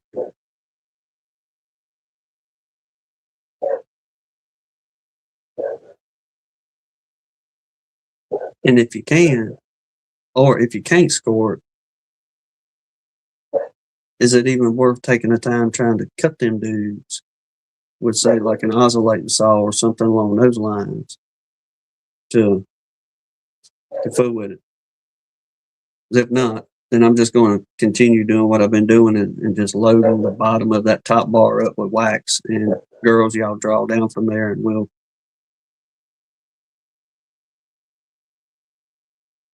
All right. Heck yeah. Okay. Brian says foundation scores pretty easily. Awesome. So, all right. Mr. Dan said just use a jigging saw. I can do that too. But like I said, I hated to kind of just on wait if I can use them for that. Because I don't, like I say, maybe about 2 inches off the top, 2 inches off the bottom, because every one of them that broke for whatever reason pretty well broke in the center of that foundation. So it ain't no problem to easily use the top and bottom portions to make starters. All right, Brian says I have them with a box cutter to make the story frame. Okay. All right, so I will put forth the effort to actually try it. That's what I told Randy. I said, I don't even know if it's worth the effort to get out there and do it, this and that. He said the main things I had to kind of be careful with what he was explaining is, I guess, the tips on some of that plastic foundation is kind of perforated. And he said those will try to break on you, this and that, in the corners or something. But Mr. Russell said he would use utility knife. all right, good deal. That'd be a razor knife, right? Yeah. What we call that. Yeah, right. Mm-hmm. All right, heck yeah. So I know what your job is. Yeah. Get your utility knife and get you. Out of my tool set, you still ain't bought me. We'll get you one. Mm. Get you one of those big old You've been telling me speed that squares for like too. 12 years now. When those showing us speed squares, that baby ought to reach all the way across it. And you just rip one good time. Well, if you get me the proper equipment, I can handle it. All right.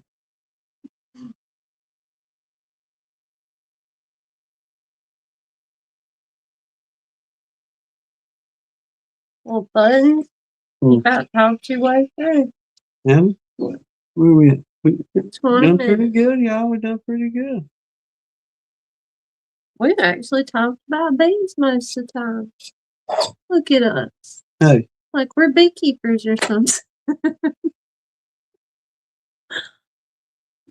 well, DC, hopefully you ain't got to go buying these, brother, and you can get caught up. Well, he said he's praying this will be his last time needing to buy bees. You got it figured out now, DC. Mm-hmm. We'll be praying for you. Well, he's doing good, especially since he's got the tops over him, and he's got them covered up in the wintertime to Keep dry. keep everybody dry. Well, he was saying too. He was. We still got time there. Blaine ain't come back from cooking supper yet. What was it? If it is, Casey Jones driving tonight. He's gonna put drain holes in the corners and put screen over them of his boxes. So any condensation that does build up has a drain hole. DC, man. Blaine's back. I got to get you one sent up there. I know I told you I would, and I apologize it's been so long, but this was just our first year running with it, but we had that one little colony, what we were saying a little colony, it ain't, but about 4 frames of bees is what it's been all winter. And didn't take anything off of them. They got a deep for brood chamber, and there was a medium on top for stores and this and that. So whenever this cold weather got in, it took them a little bit to kind of, I guess, keep their temperature wise. Well, when we started getting into these few days of showing up 20s and teens and this and that, I have walked out and I looked at the entrance of that little colony, and there was condensation just all, it was coming out of the bottom board, which we do have. Every one of the colonies are tilted up on 3/4 of an inch. I just stuck a 1 by under everybody down through there to tilt them up just in case. But I was like, we built the quilt box back there. Let me see if this is actually going to do it and if it'll work.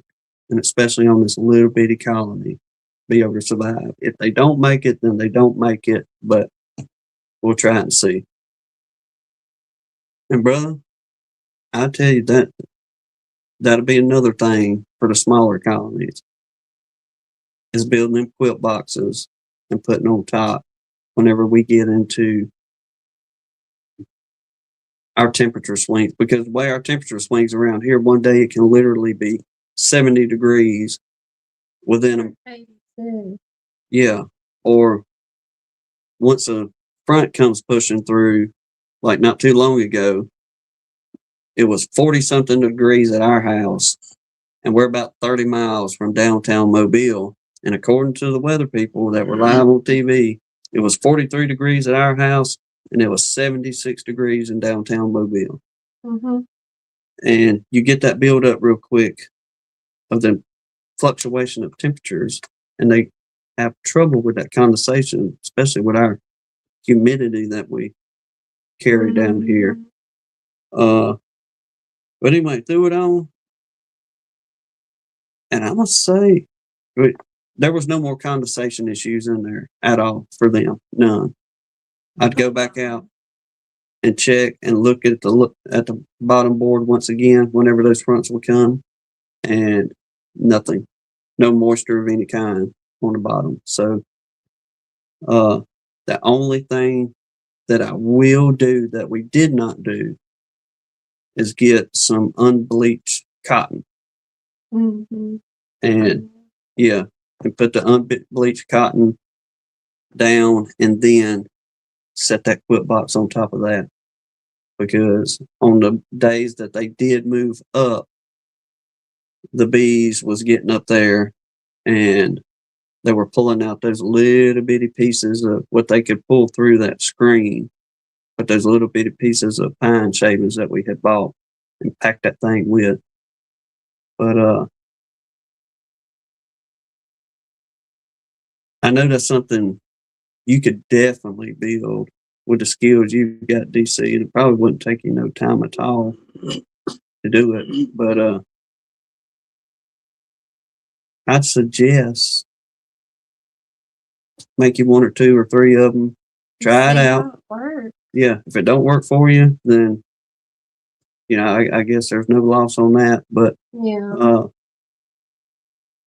I'm fairly confident you'll be happy in the results in it, especially if there's anybody ever out there that's used them, and the ones of you in the North Country. It's supposed to show enough help keep them girls warm and keep that condensation down. But from what I was reading, it says it's best to use unbleached cotton. You can use burlap, but if you leave the burlap on as you're getting into spring, for some reason, they said the bees will chew through that burlap, but they won't chew through the unbleached cotton. And I guess, can't you get all that like from a quilting store or something like Rose or? I would think so. That cotton.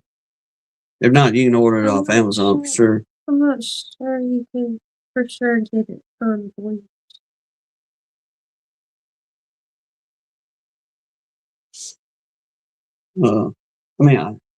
That's just that the unbleached was just preferred. I imagine you can get bleached and put on there. It'd be the same thing, but apparently the bees are more prone to chew through the burlap than cotton. Yeah. Well, brother, we here pray for. We need them just as much, kind of thing, and thank the Lord, Bucks, that there's many folks in this group. I say every one of them, to be honest with you. Especially if y'all hang out with us for a while. That there's some praying folks out here, and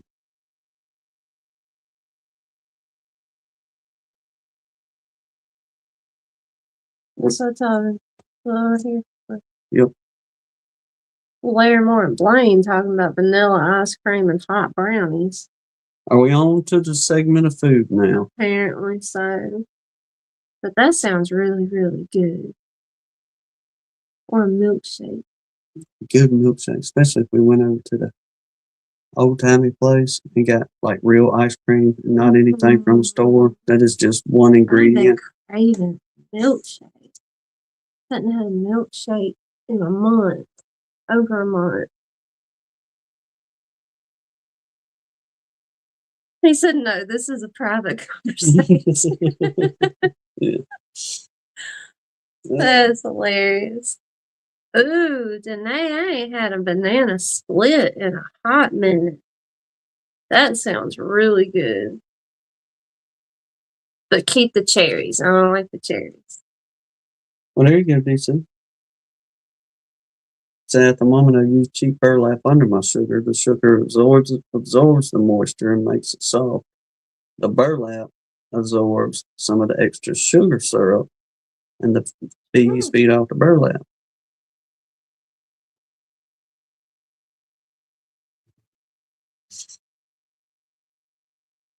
The good old homemade milkshake that we ain't done that in a good little while. Claire Moore said I gotta butter him up for technical support on this app. That's hilarious. I went through. Let me see if I can make sure I done it right again.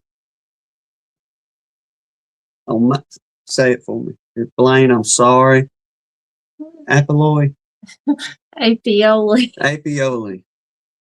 Blaine. Like ravioli.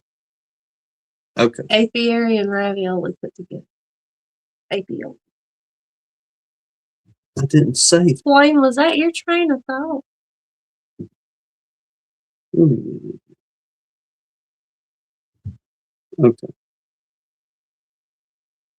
You didn't save it. I did save it. I just learned me something on here. If I go back to the date that I put it in there, it'll tell me what I put in that day. Duh. This is what it's there for. But I did go in the other day and the Showing Up Sweet Girls we got from Mr. Russell Amon. All right.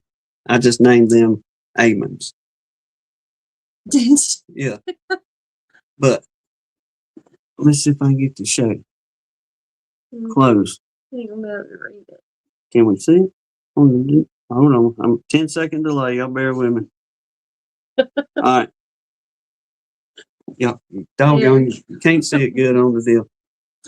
But I went through and I got everything. It's like the date I put it in was 2/19/26. Okay, the configuration: mate nuke, 8 frame, 10 frame. Bam, got 10 frame, brood chamber, single, super 1, queen right, yes. Color, I think she's yellow. I cheated on that. I don't know. I didn't find that queen. But she is 1 year old this year. Frames of bees, no problem. There was 8 frames of bees in that bad boy. I didn't tell a tale on the brood or the pollen, but the honey, they have got just about a whole, no, deep. Really? I think they got a whole deep full of honey. They love some frugal little things. But I didn't do anything with the M's. Y'all know where we are on the M's. Their temperament, calm. What I put on there. Eggs present, everything else on there. But there's so many options you can keep up with. Yeah. Y'all go check it out. If you ain't got it and you got an Android phone, highly recommend. Indeed. Oh, James talking about homemade peanut butter cookies. That sounds good too. Oh, hey, that's not a bad idea. Layer more.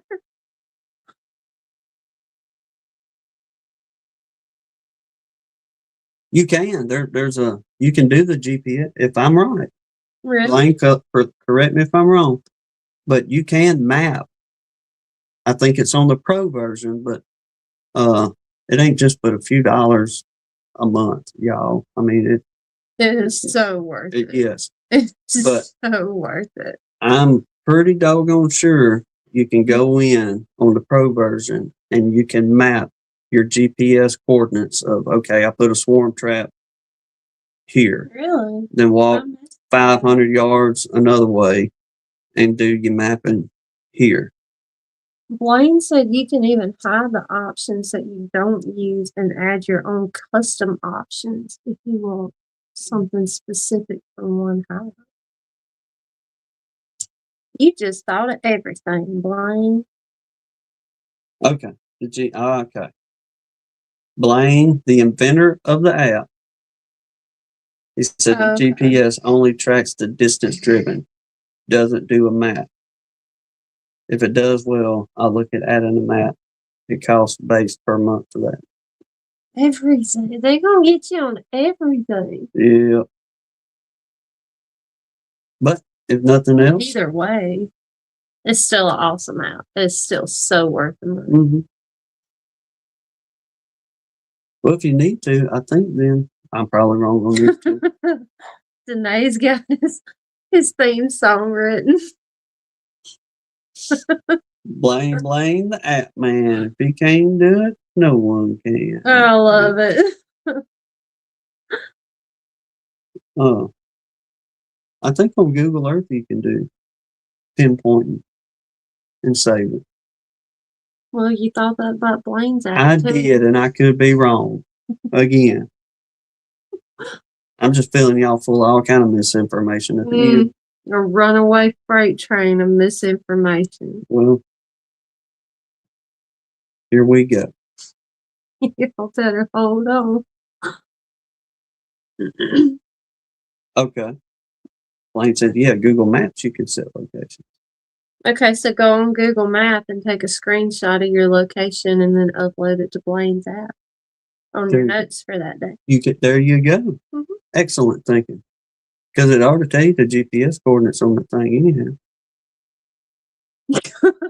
Google tries to know too much. They gonna leak my secret location.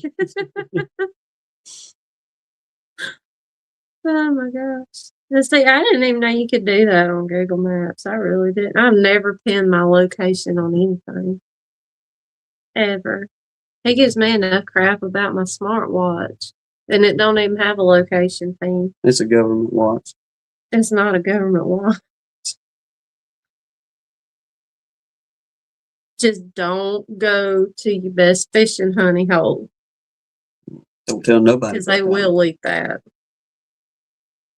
That's the high dollar information down here. You send them to the other end of the pond on that. So the fishing is excellent that way. Keep going till I tell you to stop. You pin places that are for sale just to go look. Look, last time I went to try to go look at somewhere for sale just to go look, it was a house up in town that I've been drooling over since I was a kid. Like it's gorgeous. But no, drove by to get the number to set it up to go, view the house or whatever.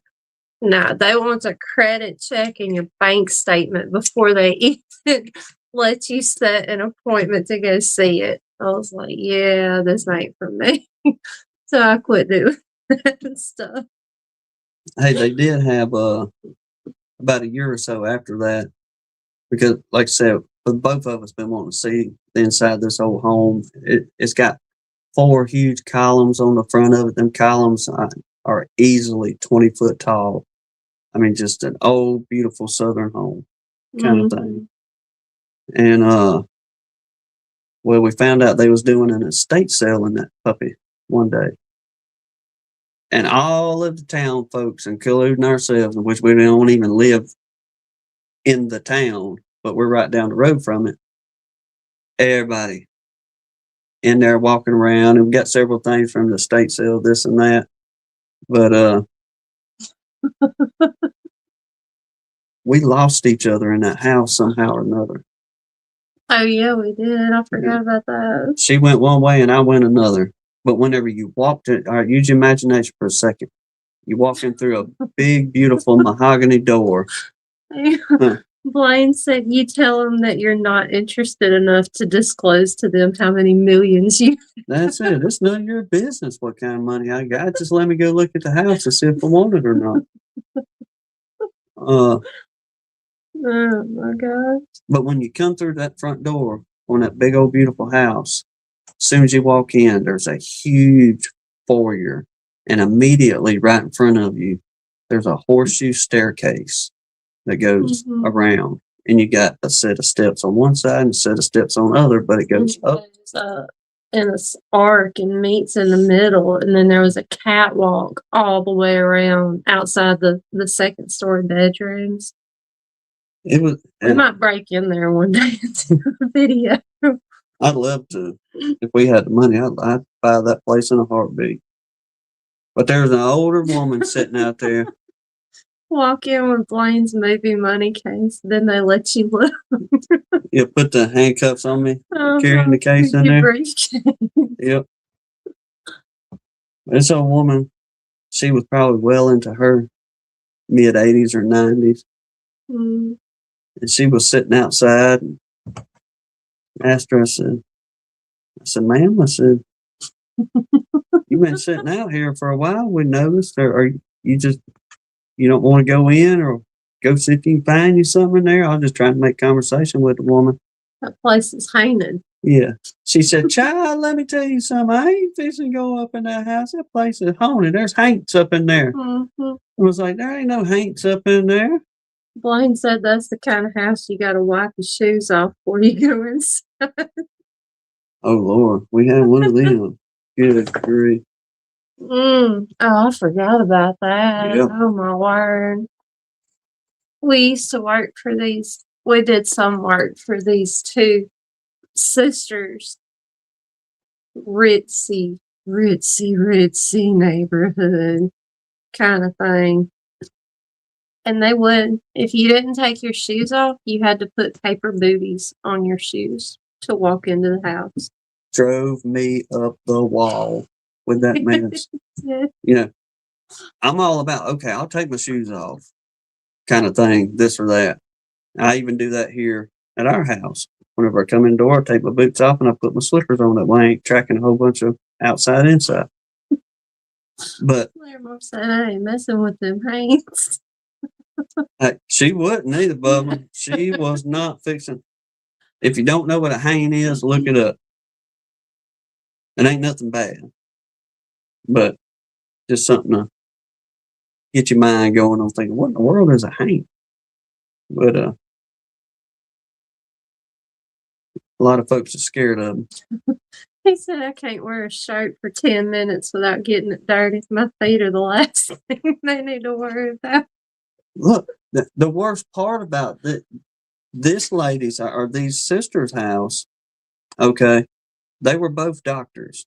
They got a little bit of money. Okay, you have a beautiful home. No, they That's had great. a lot of money, but it wasn't a speck of dust to be seen anywhere in that house. No, but I had to rip up the oak, wood floor. the 2 3/4 by 3/4 solid oak floors that went through this house. Okay, they had a water leak and it buckled a bunch of it.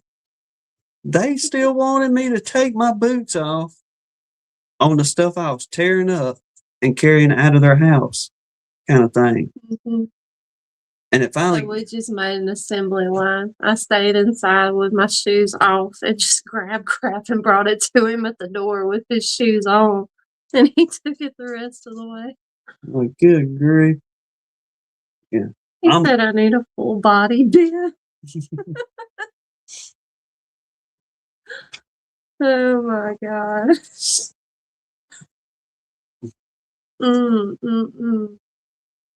I'm all for a clean house, don't get me wrong, but you know, if somebody's tearing your floor up right there, I really don't see the need in doing that, because 90% of your yard is concrete.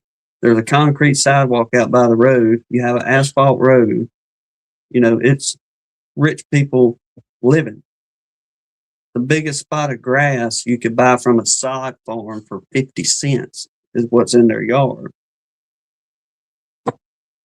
I'm done. You need your beauty sleeves. I'm done on that. You need a plastic coverall dispenser. Go in with full hazmat kind of thing. Have wash tubs and this and that at the door.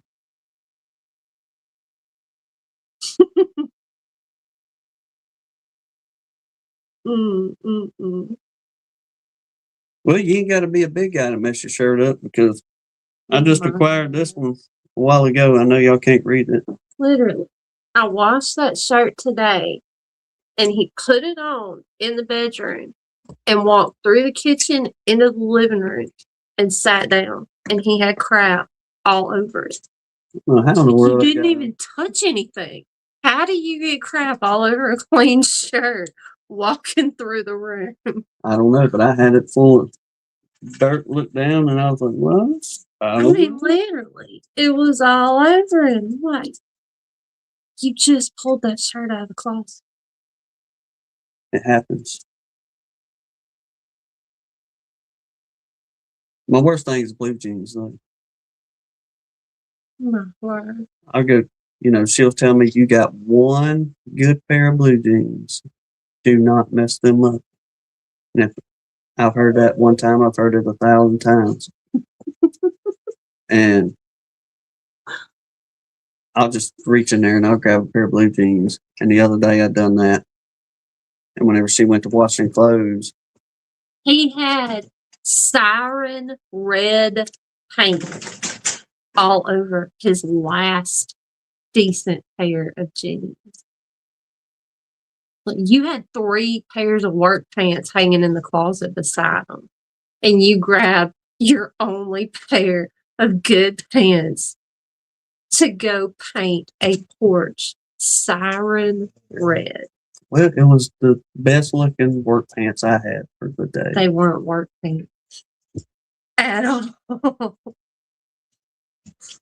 Oh my word. So, yeah, DC, I'm notorious for doing that.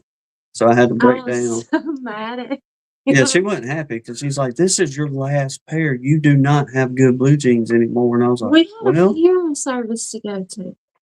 And he didn't have any more good pairs of pants that wasn't covered in paint. well." So, Oh my gosh, Philip.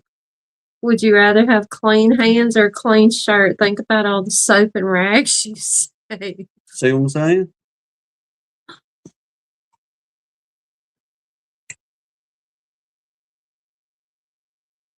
Yeah.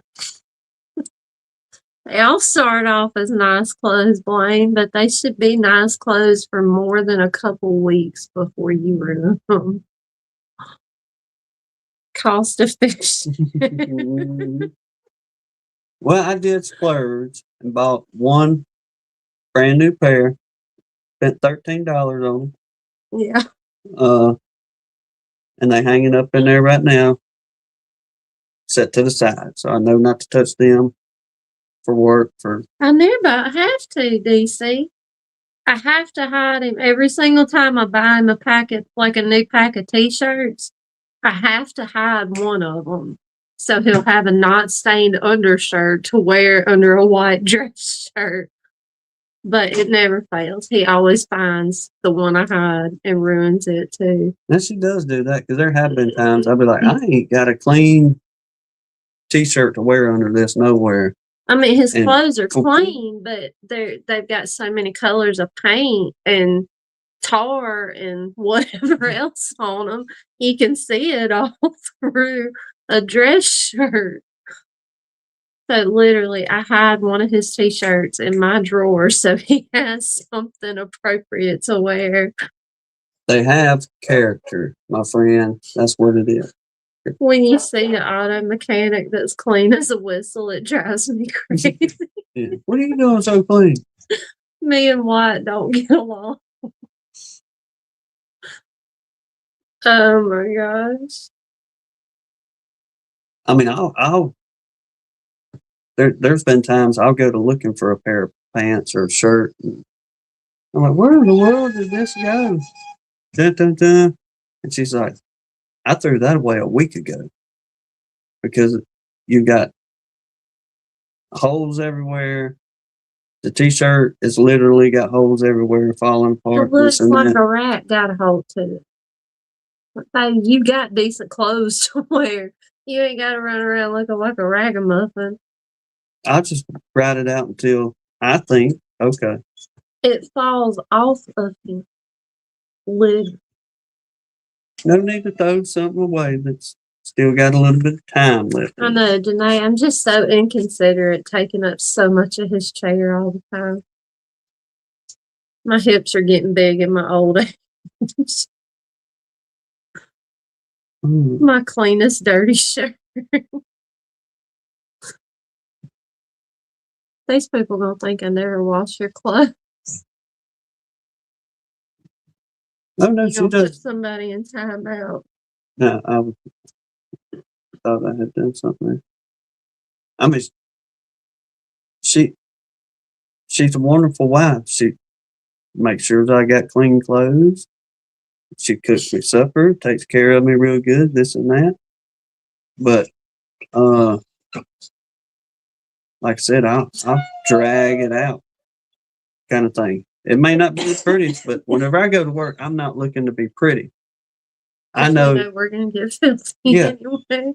I know I'm coming home dirty, and I'm not fixing to try to look pretty for work whenever. No. The holy shirts are for work. The holy pants are for church. That's it. Delay. But see, Eric, he ain't even got that excuse. He couldn't tell you what them stains was from. Unless it's a color of paint and he remembers the job. I do need a cup of coffee. I would so go make one if it wasn't after 9 o'clock. I got a sweatshirt in there We was going to work one day, and bless her little heart, and I mean this in the most sarcastic way. This little old gal, young girl, maybe 18, 19 years old. We pull up at the Chick-fil-A. Y'all know how it is. They standing there waiting for you. Do you ordering this or that? I had a gray sweatshirt. And about a month before that, it was cool outside, but we was power washing, and I was bleaching a house. Well, that bleach had fell on that gray sweatshirt, and it just blotched it all up. I mean, dots and this and that everywhere. Well, that's my work shirt. Not worried about being pretty again. So we pull up to the Chick-fil-A, go to order, and the little girl just trying to be sweet and make conversation. She says, "I like your camo shirt." And I'm thinking, No, she put that on the description. Is that what it was? Remember? Yeah, because it was printed on our ticket, our receipt. Gray truck camo shirt. Yeah. And I'm like, little lady, it's not a camo shirt. It's just It's bleach got 'em. stain. That's Blaine was just writing back to him. Said he had on a brand new Chris Ledoux shirt. First time wearing it. Messed with bleach for 30 seconds and had bleach spots on my brand new shirt.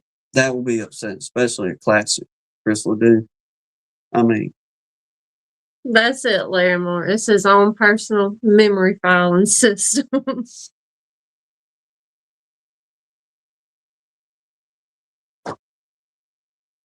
see, all us men folk pretty well. Jack's got messed up shirt. Blaine's bleaching his stuff too. Larimore walks out the house and just keeps on going whenever the woman says, "Where are you going with that?" You know? It's this club, y'all. Y'all gotta go. It's the He-Man Woman Hater Club.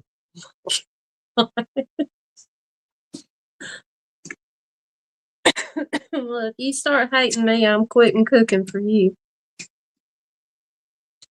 Well, I got to talk to Alfalfa about all that.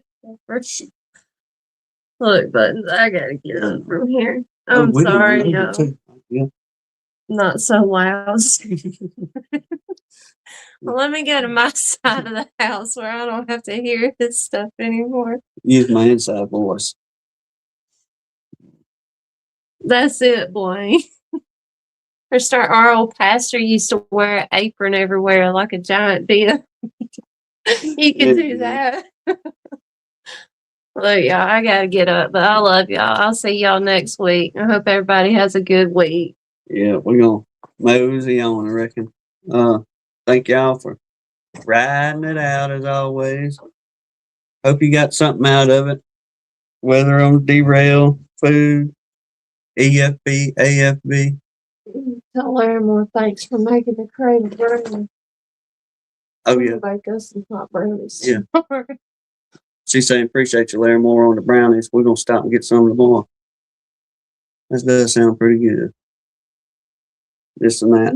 But till then, God bless you. Lord willing, we'll see y'all on the next one. Y'all take care, everybody.